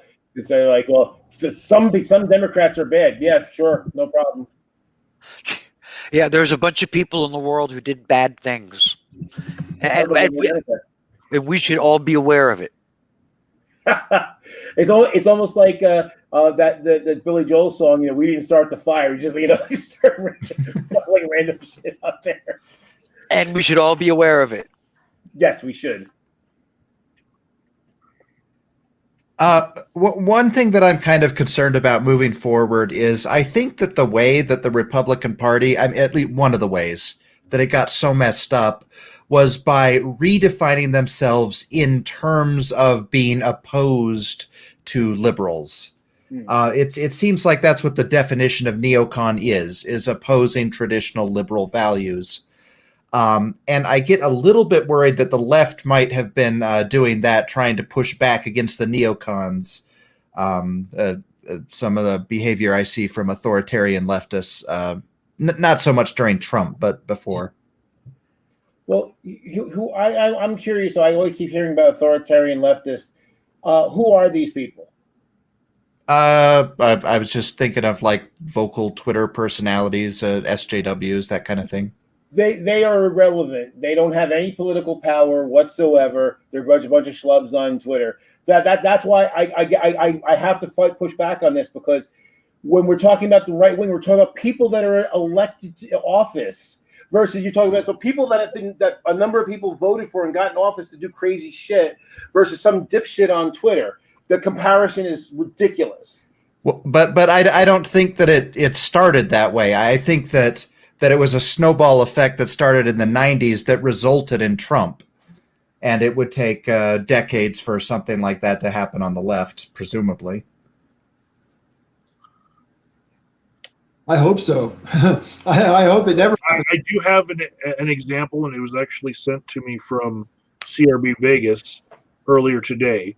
The San Francisco School Board, which is an elected board, they're like one of the lowest level elected officials you could have. They voted to rename schools named after Washington, Lincoln, and Feinstein. And there was like 44 public schools that had like historic figures that they voted to rename. And part of the speech about why they're going to rename them is because it diminished the opportunities of those amongst us. So they're talking about George Washington and Abraham Lincoln as being the people that diminished the opportunities amongst us. And I'm like, I don't get it. Like these people are like in San Francisco, the local government there is exactly what they're talking about as far as like the fringe SJW, but they actually do hold office at a very low level. They actually are doing weird things that I don't agree with. When they make it to Congress, when they make it to like a state level office or Congress, talk to me.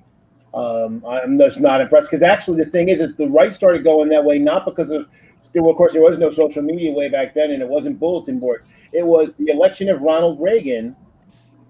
Again, the president was who basically worked with the Jerry Falwell and the so-called moral majority who ushered in these fucking freaks.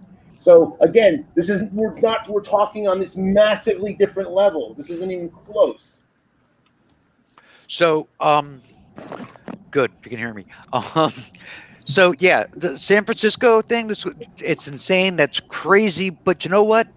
California has a history of different cities and at different times. California has a history of doing some really wacky far left crazy stuff, and some of it sticks around and some of it doesn't. California is kind of a lab for a lot of these things, and that's okay, I guess. But like Joe was saying with Ronald Reagan, I mean, it was policy for the Republican Party to never ever publicly speak ill of another Republican. You say anything you want about a Democrat, you never ever ever talk bad about a Republican. I mean, that was gospel for them. Right. And then at some point it became never speak positively about a Democrat.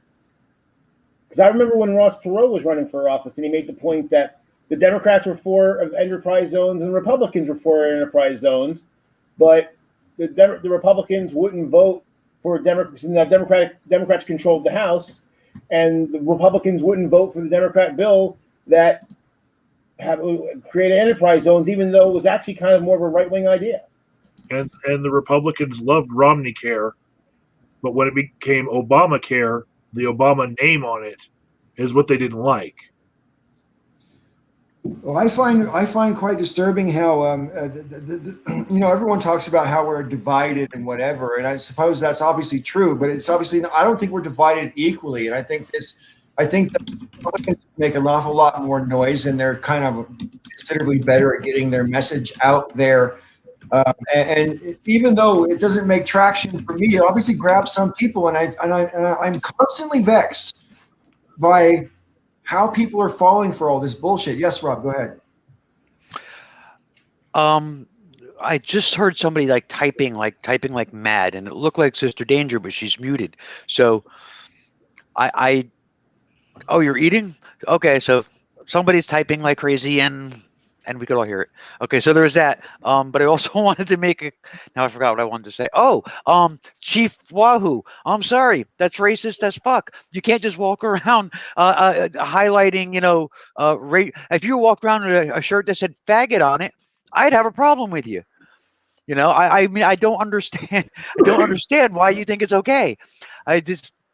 Would your problem be jealousy? Yes. Okay. And also, and I know I'm breaking the rules, but I don't break the rules a whole lot. So let me run with this. Obamacare. Obamacare. The Republicans, they went to the GOP and they said, we want bipartisan support. Let's do this thing. 300 amendments. That's how many amendments there were from the Republicans. 300 amendments to Obamacare. And then none of them voted for it. Right. They got everything they wanted. It took forever to get that bill passed. They fought. They amended. They got their way and then didn't vote for it. Fuck them. This is what I'm talking about them not being equal. I mean, there's no good faith from the Republicans, and there hasn't been since at least the Tea Party, if not longer. Can I ask a question that's kind of not related to exactly this, but is? It's more related to the changing of the school names. Sure. Keep it succinct. So I struggle with the notion of, I struggle with the notion of that kind of, I guess, censorship, that what could be spun as a form of censorship, or is in fact that, or the erasing of history, if you will. I struggle with those things because I very much don't think it's okay to erase history. I think it's a bad idea. However, I also agree with the left position to some degree that we do live in a hugely racist country. Like the things we have, come from those roots, and that it's good. But so the question I have is, how would you propose to allow to be able to say whatever they want, as racist as it might be, or even if it isn't, but it's not mainstream approved? Okay, how would you propose to allow that type of content to still be created whilst not giving it space on a platform, if that makes any sense? What I'm trying to, do you get what I'm trying to say? Like, how do you not censor it, but also not give it power that it shouldn't have? Well, it's not censored now, though. That's the whole thing, and I disagree with the idea that changing the name of a school is erasing history, because the history has nothing to do with the building. The building was named after a historical figure. There's still books and there's still other media that explain who this person is or was, and nobody deserves necessarily. Society gets to decide who gets an honorific. I mean, no one's arguing to put up a Benedict Arnold statue, and so if it's all about history, why don't we have any statues named for Benedict Arnold? We don't. We don't have any schools named after him either. Why? Because we don't like him. So I think it's kind of ridiculous that the idea that somehow that's censorship. No, because there's no law that's saying no schools can be named after Robert E. Lee. None. It's just communities decided, hey, you know what? Maybe he's not the guy we want to venerate. It's that much. It's that simple. But if he already had been, if there already was a Benedict Arnold school, and then everybody decided because of whatever they were going to now change that, right? Reagan International Airport used to have a different name. JFK Airport used to be called Idlewild. We change the names of things all the time. There's also a government building that's named after Ronald Reagan that was named after somebody else. We change names because we decide somebody else is in favor over somebody else. It's not a big deal. I don't see it. You're on mute, AOD. Either. So to me, changing the name of something basically, you should be comfortable in your surroundings. And what I mean by that is, if something is, society mores change. Values change, or I should have put it another way, awareness increases, and because of that, these name changes go on. And as getting to your point earlier, Sister Danger, about censorship and, how do you allow it, but also, it's not just that. Don't increase it. I think the problem is, when I was a kid, if there was like a Nazi rally, for example, you didn't hear about it till way, way, way after the fact on page 30 or something like that in the newspaper, right? If you heard about it at all, because they didn't want to give it any kind of an elevation or platform, because it's a fringe, it's a tiny, tiny little fringe, and they wanted to keep it that way. The problem is that we have the internet now, and any fool can get an audience. Look at us. I'm sorry. That the real concern isn't necessarily that like the name changing. The real concern is the slippery slope, and that we are going to end up, if we allow little bit by little bit by little bit, we're going to end up in a world that is like The Giver, right? Yeah. While I agree with Joe that it's not censorship per se to rename something, the reasons given in their speeches as far as when they decided to make the Lincoln High School not be Lincoln High School is because it was one of the names of people who diminished the opportunities of those among us. Well, tell me what Lincoln did that diminished the opportunities of those among us. Nothing, but they're idiots. So that's, you know what? It's not against the law to be an idiot either. So that's I'm sorry, but I have to rail against this idea that criticizing some speech we don't like is somehow censoring it, or that's horseshit. It's not censorship. It's revisionist history. They're putting forth into the record that the reason why we're changing the name of this thing is this guy was bad. But that doesn't change. Lincoln's a pretty good guy. Ironically, modern Republicans often would disagree with that, except when it's convenient when they want to attack leftists. Yeah, but that's the thing. So hell, we think about this in Texas, where with the whole Texas school book thing, where the school board gets to decide what all the books in the country are. They basically took Jefferson out. So right wingers did that, not leftists. Right wingers did that, but not because of his slaveholding and racism. No, because he was like anti-religious and he was for critical thinking. That's why. So I don't want to hear shit from the right wingers about revisionist history, or when they called my slave ancestors unpaid workers. I was just going to say I agree with Propter Hawk. Yes. I couldn't read that. I like the changing of names of things a lot more than pulling down statues, especially when it was a number before and they're just giving it a name. I like that. Well, a lot of those statues, though, were put up like not way back. They were put up in the 50s and 60s. Yeah.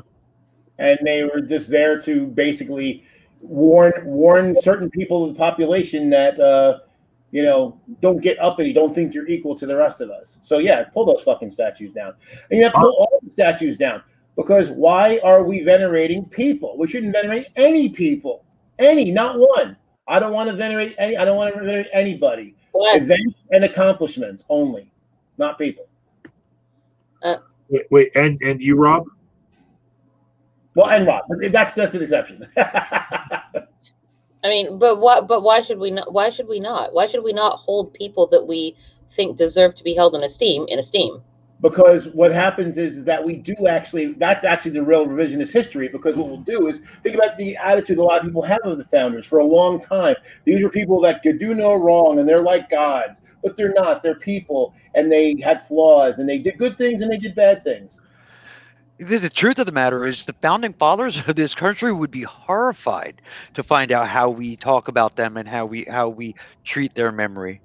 They weren't looking to be gods, and we treat them like gods. I think veneration is ill-advised, but I think commemoration is perfectly fine. And and I would say there's a difference between holding someone in esteem and venerating them. I mean, so. Well, here's a good example, like Columbus Day. Now, it's not something on the left. A lot of people get upset about Columbus Day because Columbus was pretty shitty to the Taino Indians and a few other people. But where I disagree is when they try to diminish him locating North America. You don't want to call it discovery. History changed when he showed up here. Not always for the better, which is why people don't want statues or holidays devoted to him. So we can commemorate the event because the event was historically significant. It was. I mean, we can pretend it's not, but it was. However, we don't have to make a plaque to him or devote a whole day to him. Right. Luke? Yeah, I was just going to say Luke wanted to say something, but I wanted to say something to Joe. So go ahead, Luke. Okay. Well, it's worth noting that Columbus was venerated a long time after America was founded by somebody who was trying to overturn discrimination against Italian immigrants. And it worked. It worked because humans respond to veneration. They like heroes. And I'm concerned that if all people on the left group together and say we can't have heroes and we can't have icons, we're going to lose our ability to communicate with common folk that respond to that kind of imagery that we could use to bolster it. And then you got people on the right saying you hate America. And it kind of sounds like we do when you're sitting there saying every one of your heroes is wrong and you shouldn't think positively of them. That's interesting. I don't personally think it means that you hate America, but I can see how some people say that. But for me, the reason I disagree with you, Joe, I mean, I agree with you that we shouldn't venerate people, but like I said a moment ago, I think commemoration is perfectly fine. And by your logic, we shouldn't have a statue to Martin Luther King. I don't think we should. Statues instead of on my bedroom wall. You know what I mean? I think it's okay to admire someone and to look up to someone and say, yes, okay, fair enough. That human being had flaws, 100%. But I just admire a lot about the person, and I don't think there's anything wrong with that. And I think the fact that statue means so much to so many people gives it value. Go ahead, Rob. So, okay. Yeah, Joe, as soon as he got here, history changed. You're correct. History changed. The world changed, not for the better for the most part. And that should be remembered and that should be taught. And that doesn't mean, though, that the people who are saying that he should kind of be erased are completely wrong. If we're going to remember him, remembering for the butchering savage that he was, the disease spreading, slavery starting, let's do that. That works for me. Amen. And I was going to say something else, but that's all right. Sister Danger wants to go, and I forgot what I was going to say. So go ahead. Oh no, I just saw a comment in the comments section. How do you like that redundancy? Something about I don't know. something about the statues. But what I was thinking was, what if instead of taking the statues down, they were used instead to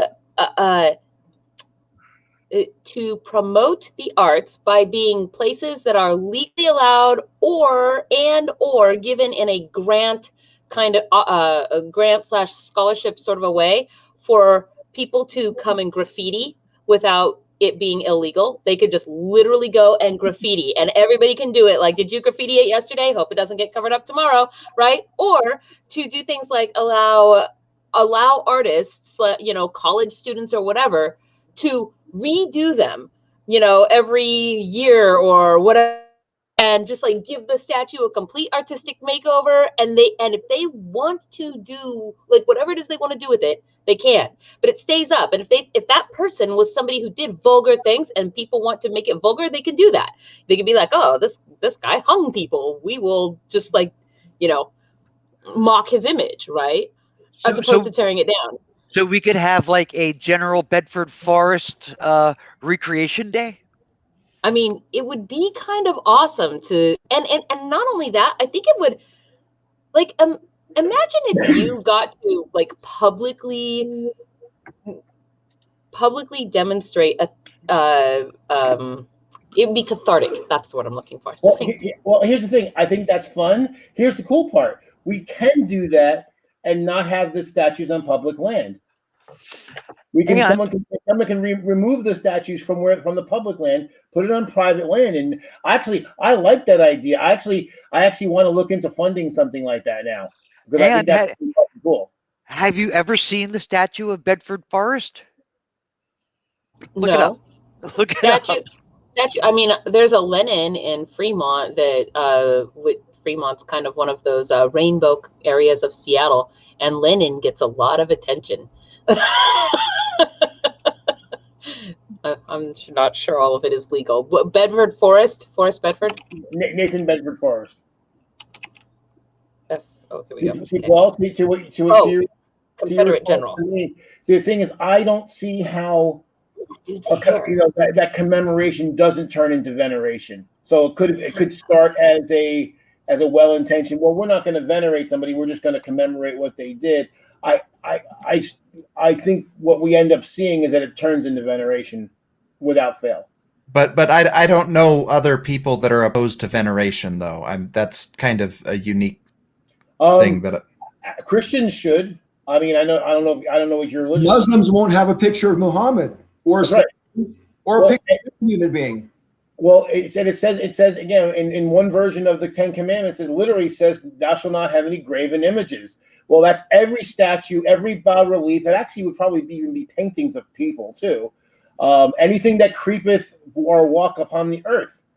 So in this nation where there's so many people like to think that it's a Christian nation, they should believe that it's wrong to venerate because it actually says so in their holy book. Yeah, I guess I do know some Orthodox Jews that do that, but it doesn't seem like a common American belief is what I was trying to say. Here's the thing, though. There are Protestants who look at the iconography in the Catholic Church that the Catholic Church uses, and I used to be a Catholic. They see those statues and the Stations of the Cross as idolatry. They actually do. So these are Christians criticizing other Christians criticizing Catholics for the iconography, and then turning around and having statues to all sorts of shit. Okay, I concede. You're right. There are some people that believe that, but and the thing is with the Protestants, they don't have the crucifix; they just have the cross, and that's how they make it okay. It's an image of the cross; it's not an image of Christ. Right. So, well, yeah, I mean that's the thing. So, I mean, I've pointed it out to a number of people that Christians who I'm like, well, hey, your Bible says you shouldn't be doing this. And not every Christian interprets it that way, but that is what it says. Joe, the chat has turned to talking about cabbage. What's your favorite dish with cabbage, Joe? Oh, I've got a few, but my favorite would probably be German coleslaw. Okay. I like the insides of egg rolls. If I ever made it rich, I would probably pay my butler to take the outsides off the egg roll and just make me a big plate of egg roll insides. and that would be mostly cabbage. Well, shit, I'll do that for you. Well, why don't you open a restaurant where you sell Just the inside. egg roll guts?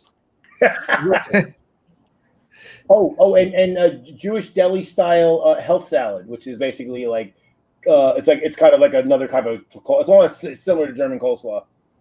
Okay. My favorite cabbage is kimchi. Ooh, Good that also choice. sounds good. Good. I need some kimchi right now. I don't know if I have a favorite cabbage, but what I think of when cabbage gets brought up is this indie published book I read years ago called Zero Strata, where one of the characters, the cabbage boy, and the reason he was called that was because he could open his. It's like this book was like an acid trip, so he could just like open himself up, and he had cabbage inside of him, and he could make people salads and serve it to them. It was a brilliant book, actually. It was really good. I have the wrong idea about cabbage because when I lived in Cornwall in the UK, they grow they have a lot of agriculture down there, but cabbage is one of them, and you see these fields of cabbage, but none of them are cabbage. Some of them are kale fields, and some of them are cauliflower fields, but for whatever reason, they call them all cabbage. Because they're all I do like corn and cabbage. they're all part of the cabbage family. They are? Yes. I thought kale was like a lettuce. No, with all those greens, the same thing with actually broccoli, cauliflower, and kohlrabi, and a couple other things are all in the cabbage family. I did not know that. I thought cabbage was more closely related to lettuce than broccoli or They're a part of the bigger mustard family. All right, wow. Hey guys, and gal, I would like to ask you we're coming toward the end of the show, and I'd like to ask you a lighthearted topic. So I was wondering, right? We've talked a lot over the past 8 months or whatever about various different movie genres and whatever. But I'm actually curious because I wonder, what's your favorite like weepy movie? Like weepy, like. Or do you hate weepy movies? I hate weepy movies. Okay, so since I have been back on hormones the last couple of months, everything I watch is weepy. Mike? I would say, I probably already said it, but the scene in Forrest Gump where he's getting hit with rocks from the bullies, and then run, Forrest, run. That was like the first movie that made me cry in front of like other people. Mm. But Amistad is also, for me, it's just a weepy movie, but like I feel good for them, in a way, but like there's tears the whole way through. Right. Luke? No, some of the ships in the scenes on the ship in that movie are pretty hard going. Go ahead, Joe. Well, I was going to defer to Luke first. Oh, okay. I'm not a fan of weepy movies, but I will tell you the first movie that ever made me cry was Cocoon. Okay. That's pretty cool. I get choked up with Cocoon, I have to admit. The first movie that made me cry, I think, was Bambi when I saw that when I was like 8. But I have to say, my favorite weepy movie is Big Fish, starring Ewan McGregor and Albert Finney. At the end of that movie, I don't know if y'all have seen it, but it's pretty deep and it sort of meanders in terms of its timeline and stuff, and it's flexible with reality, shall we say. I mean, my favorite. Oh, sorry. At the very end of the movie, when Albert Finney's character is about to die, and his son is telling him the story of how he goes and everything. Good grief, I cannot maintain my cool. I lose it every time for sure. He saw it in The Witch's Eye. That's right. Yeah, he saw it in The Witch's Eye. Yeah, for me, I don't know. I don't know if I could name any off the top of my head. There's definitely movies that have scenes that make me. I guess weepy movies are not on my list, but there are plenty of movies that have parts in them that make me weep. And also, and I posted about this on Facebook, there's also certain pieces of music that for me are so beautiful and they have a melancholy to that they will make me weep. And one that I know of right off the top of my head, or two I can think of right off the top of my head. One is at the end of Return of the Jedi, the special edition version, so not the Nub Nub song, but the one that it replaced it. It's not the scene, it's not the acting, it's not what's going on in the background. It's the music just grabs me and makes me weep. And the other is there's in the movie Star Trek First Contact. There's the theme, and basically any theme, it has the usual Star Trek stuff, and then it has like the movie specific theme. That and I won't hum the melody because again I don't want us to get copyright strike or anything, but that bit, and it gets repeated several times, and then there's one in the scene where the Vulcans show up and land, and what's his name, Cochrane interacts with them. Zephyrin Cochrane. Zephyrin Cochrane, thank you. He there's a part where it kind of rises to a crescendo and it's really emotional, and that always busts me up. And anything with like abandonment issues or things happening to dogs. Anybody here seen a movie like with afterwards you just were like, holy fuck, that could be happening? Like, say for example, for me, it's two of them. For number one, it was They Live, which is like a John Carpenter movie from the end of the 80s, which is basically an allegory for the whole Illuminati thing, which at the time I had never heard of. But when you walk out of that, because they have to put the sunglasses on, they can see things that all the rest of us can't see, right? And afterwards, we're like, holy fuck, what if that's going on? And the other one I watched was Hostel, which is fucking gory and brutal and disgusting. And oh my God, if something like that is happening, that's awful. But when I walked out of that, I'm like, holy shit, that could be going on and I would never know, you know? Well, I guess I was going to say, I guess my favorite movie ever makes me cry, but I don't think it's a weepy movie. But my all-time favorite movie is Amadeus, and it never fails. Like The Plight of Salieri never fails to make me cry. And then I guess also at the very end of The Phantom of the Opera, which isn't technically a movie, but that last song that the Phantom sings never fails to make me cry. Like I just always cry. And The Plight is terrible, and my mom wonders why I like a psychopath, and we fight, and I'm like, well, because Raul is a pussy, but whatever. So, movies that I think could be happening: Demolition Man. I mean, you laugh, but movies that could be happening for me. It would be The Accused with Jodie Foster, and mostly because it is happening. That's the thing. It's not something that might be happening. It's the kind of shit that unfortunately happens all the time. What's that about? The Accused. There was a movie where Jodie Foster's character is raped in the beginning, and it started out with she's gang rape. Let's point out. Yeah, she gets gang raped, and what ends up happening is and just like we talked about before about crowds, the guys who ended up raping were egged on by a bunch of guys who didn't, and then in the end, basically they prosecute the guys who incited the rape. And the thing is, like, you walk out, to me, if you're a man, particularly if you're a straight man, I don't see how you walk out of that movie and not feel like just like a piece of shit. Two things I want to say about that. First of all, that's the first movie Jodie Foster ever won an Oscar for, and she certainly did. The other thing about that movie, which really strikes me, is like The Accused is because, like, in the movie, it's very much like she's the one on trial, even though she's the victim. Okay, right.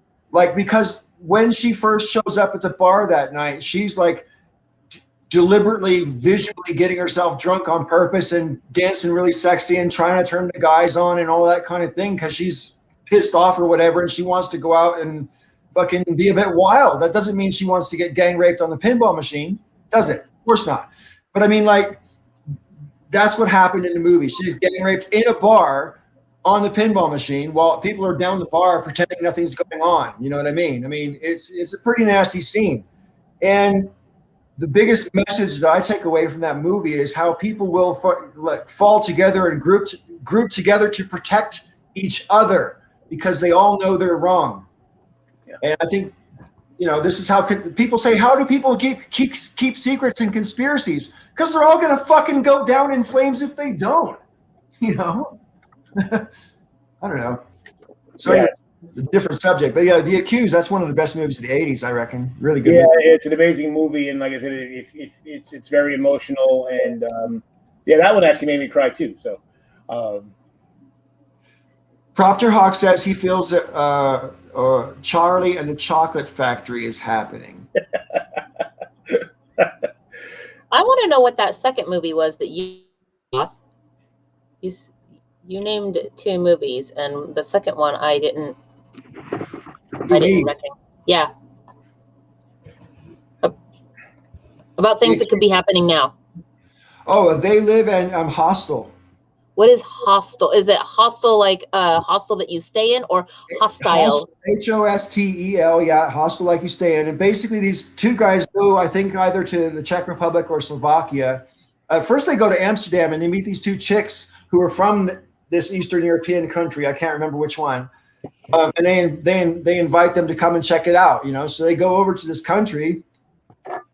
And long story short, these chicks have groomed these guys. They take their passports at the hotel. You have to check in your passport, they say, to be at this hotel. So they check in their passports, right? These girls get these guys drugged up and drunk or whatever. And then they're basically auctioned off or sold for people to do these. If you want to if you want to pay $50,000 to go and pull someone's teeth out, you go to this hostel place and you get someone you want to be bathed in someone's blood or something shit like this. You go to this place and you pay a lot of money and you do this shit. And it's like these rich people get to torture people for money, basically. It's fucking awful. I would watch that. It's absolutely a horrible movie. And it's got, there's this one scene where someone slashes someone else's ankles, right? And it's the big screen, so 20-foot ankles, right? It's like, oh man, yeah, hardcore. Yeah. Oh man, that's rough. Movie to watch. Yeah, you can watch that. I don't suggest the sequels. It goes downhill after the first one. The second one was terrible. I didn't know there was more than one after that. But yeah, wow. They're all terrible. It's not high cinema, Rob. I'll grant you that. But watching it, you don't know how it's going to end, right? So that's what made me watch it. You wonder what's going to happen. What about? I didn't. Personally, I do. I like. One of the most beautiful movies I've ever seen is the movie I'll never see again. I'm only ever going to watch it the one time, and that's the last time. And that was a Serbian film. I think that movie was an exploration of depravity, and it was really uncompromising. And because it was so uncompromising, I think it succeeded in what it was trying to do. That's the title of it, is the Serbian film? Serbian. I'm not looking for it. But you don't want to watch it, Sister Dave. No. Spare yourself the experience. Why? The thing is, I personally think it's beautiful, but it's fucking depraved. But I'm that kind of guy, But literally, my favorite genre is horror, and maybe you should watch it. No. like the reason I like to watch horror is much the reason you're talking about right now, is because things that are very extreme are quite. It's not Rob, horror. Tell her why she doesn't want to watch it, Rob. It's not horror. I mean, it's awful. I mean, but it's not horror. It's sexually, it's disturbing. I mean, they basically make this guy rape his son, and then he has to live with.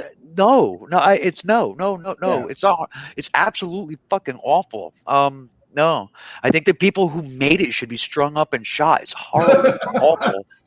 Yeah, This guy is open to almost everything. And he's the one telling you, don't watch it. Yeah, I'm kind of with Rob. I mean, I haven't seen that particular film, but horror is actually my least favorite or most hated type of film. I find most of them boring.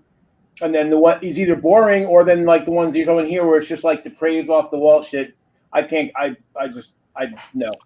But it's not even horror. It's not horror. It's just depraved. I mean, it's not horror. Right, At- but at I'm no not point saying in- that I think it's horror. That wasn't what I was saying. At no point in time when I was watching a Serbian film was I bored. At one point in time in the movie, I was wondering if the FBI was going to like knock down my door for just watching the movie. Yeah, I wouldn't want to be on record as having seen it. In fact, I haven't seen it. That's what I meant to say. No, never. Like, Where did this movie come from? Like, who made this movie? Serbia.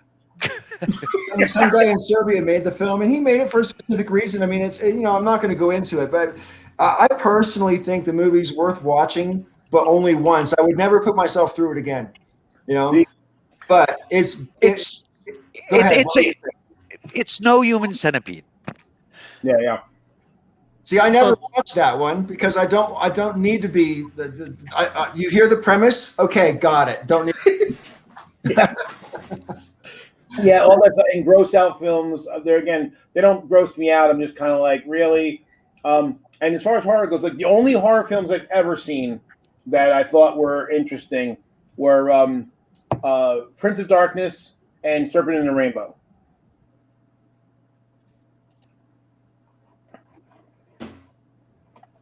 Those were legit. But for me, everything else is like a snore fest, or they're trying to gross me out, or they're trying to shock me, and I'm just like, oh god, not this shit again.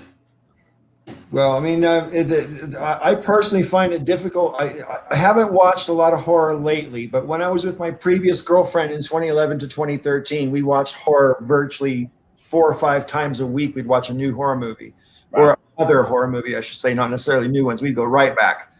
But I mean, do you realize how many different versions of Dracula there are? Yes. Right? But It's going to be one of the most remade movies ever. Anyway, but yeah, I mean, the horror movie relies on too many of the same devices, just rearranged in different ways. And then you could make the same criticism about any movie genre. There's formulas in movies, right? I mean, that's just how it is. So if I come across a movie that breaks my expectations, I might appreciate it more, even if it is a horror movie, which I don't normally appreciate. But if a horror movie surprises me, I might, if someone tells me that this has got a lot of curveballs in it or whatever, I might give it a shot. Well, see, the thing is, like, I don't know about so much about Dracula, but like Frankenstein, and there was that Frankenstein. It didn't do very well. I think. I keep wanting to say Robert Duvall, and that's not who I mean. I'm talking about he's Joe Pesci's friend from Kenneth Branagh. No. He's an actor. He's huge. I can see his face, like De Niro.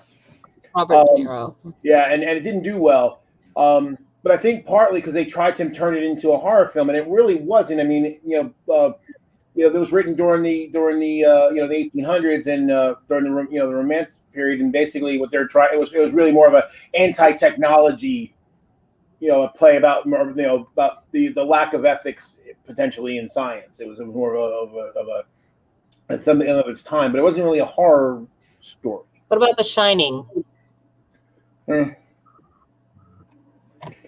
I never read the Stephen King novels, so I don't have any comparison. So I love the movie. I thought it was brilliant. And for me personally, the most disturbing moment in that movie was when Shelley Duvall creeps up to the desk and she looks at the papers, and it's the same sentence typed over and over in different fonts and formats, So some of it's like a screenplay, some of it's just a sentence and running along.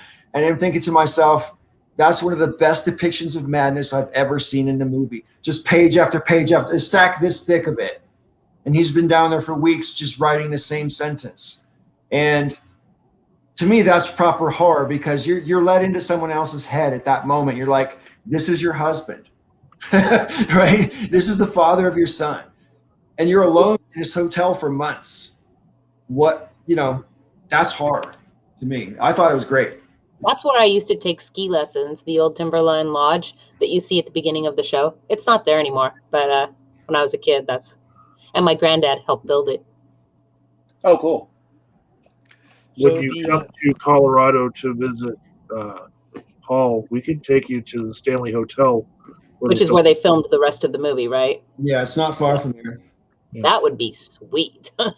So the pattern in the carpet in The Shining, where that in the hallway, that same pattern is in the carpet on Toy Story in Sid's house. That is awesome. What about Hellraiser?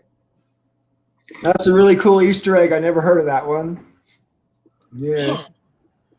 Listen, it's coming up for 4 hours, and I think we might as well wrap up the show. I will see you guys in the after show, and I want to thank you all for showing up. Especially welcome to the show, Luke. We'll send you an invite every week. Show up or don't, you're always welcome. On camera. Thank you. And of course, I also want to say thanks to all the people in the chat who were brave enough to leave their opinions, and even the ones who are just stupid enough to leave their opinions. Anyways, until next time, thank you all for watching, and we'll see you next week on the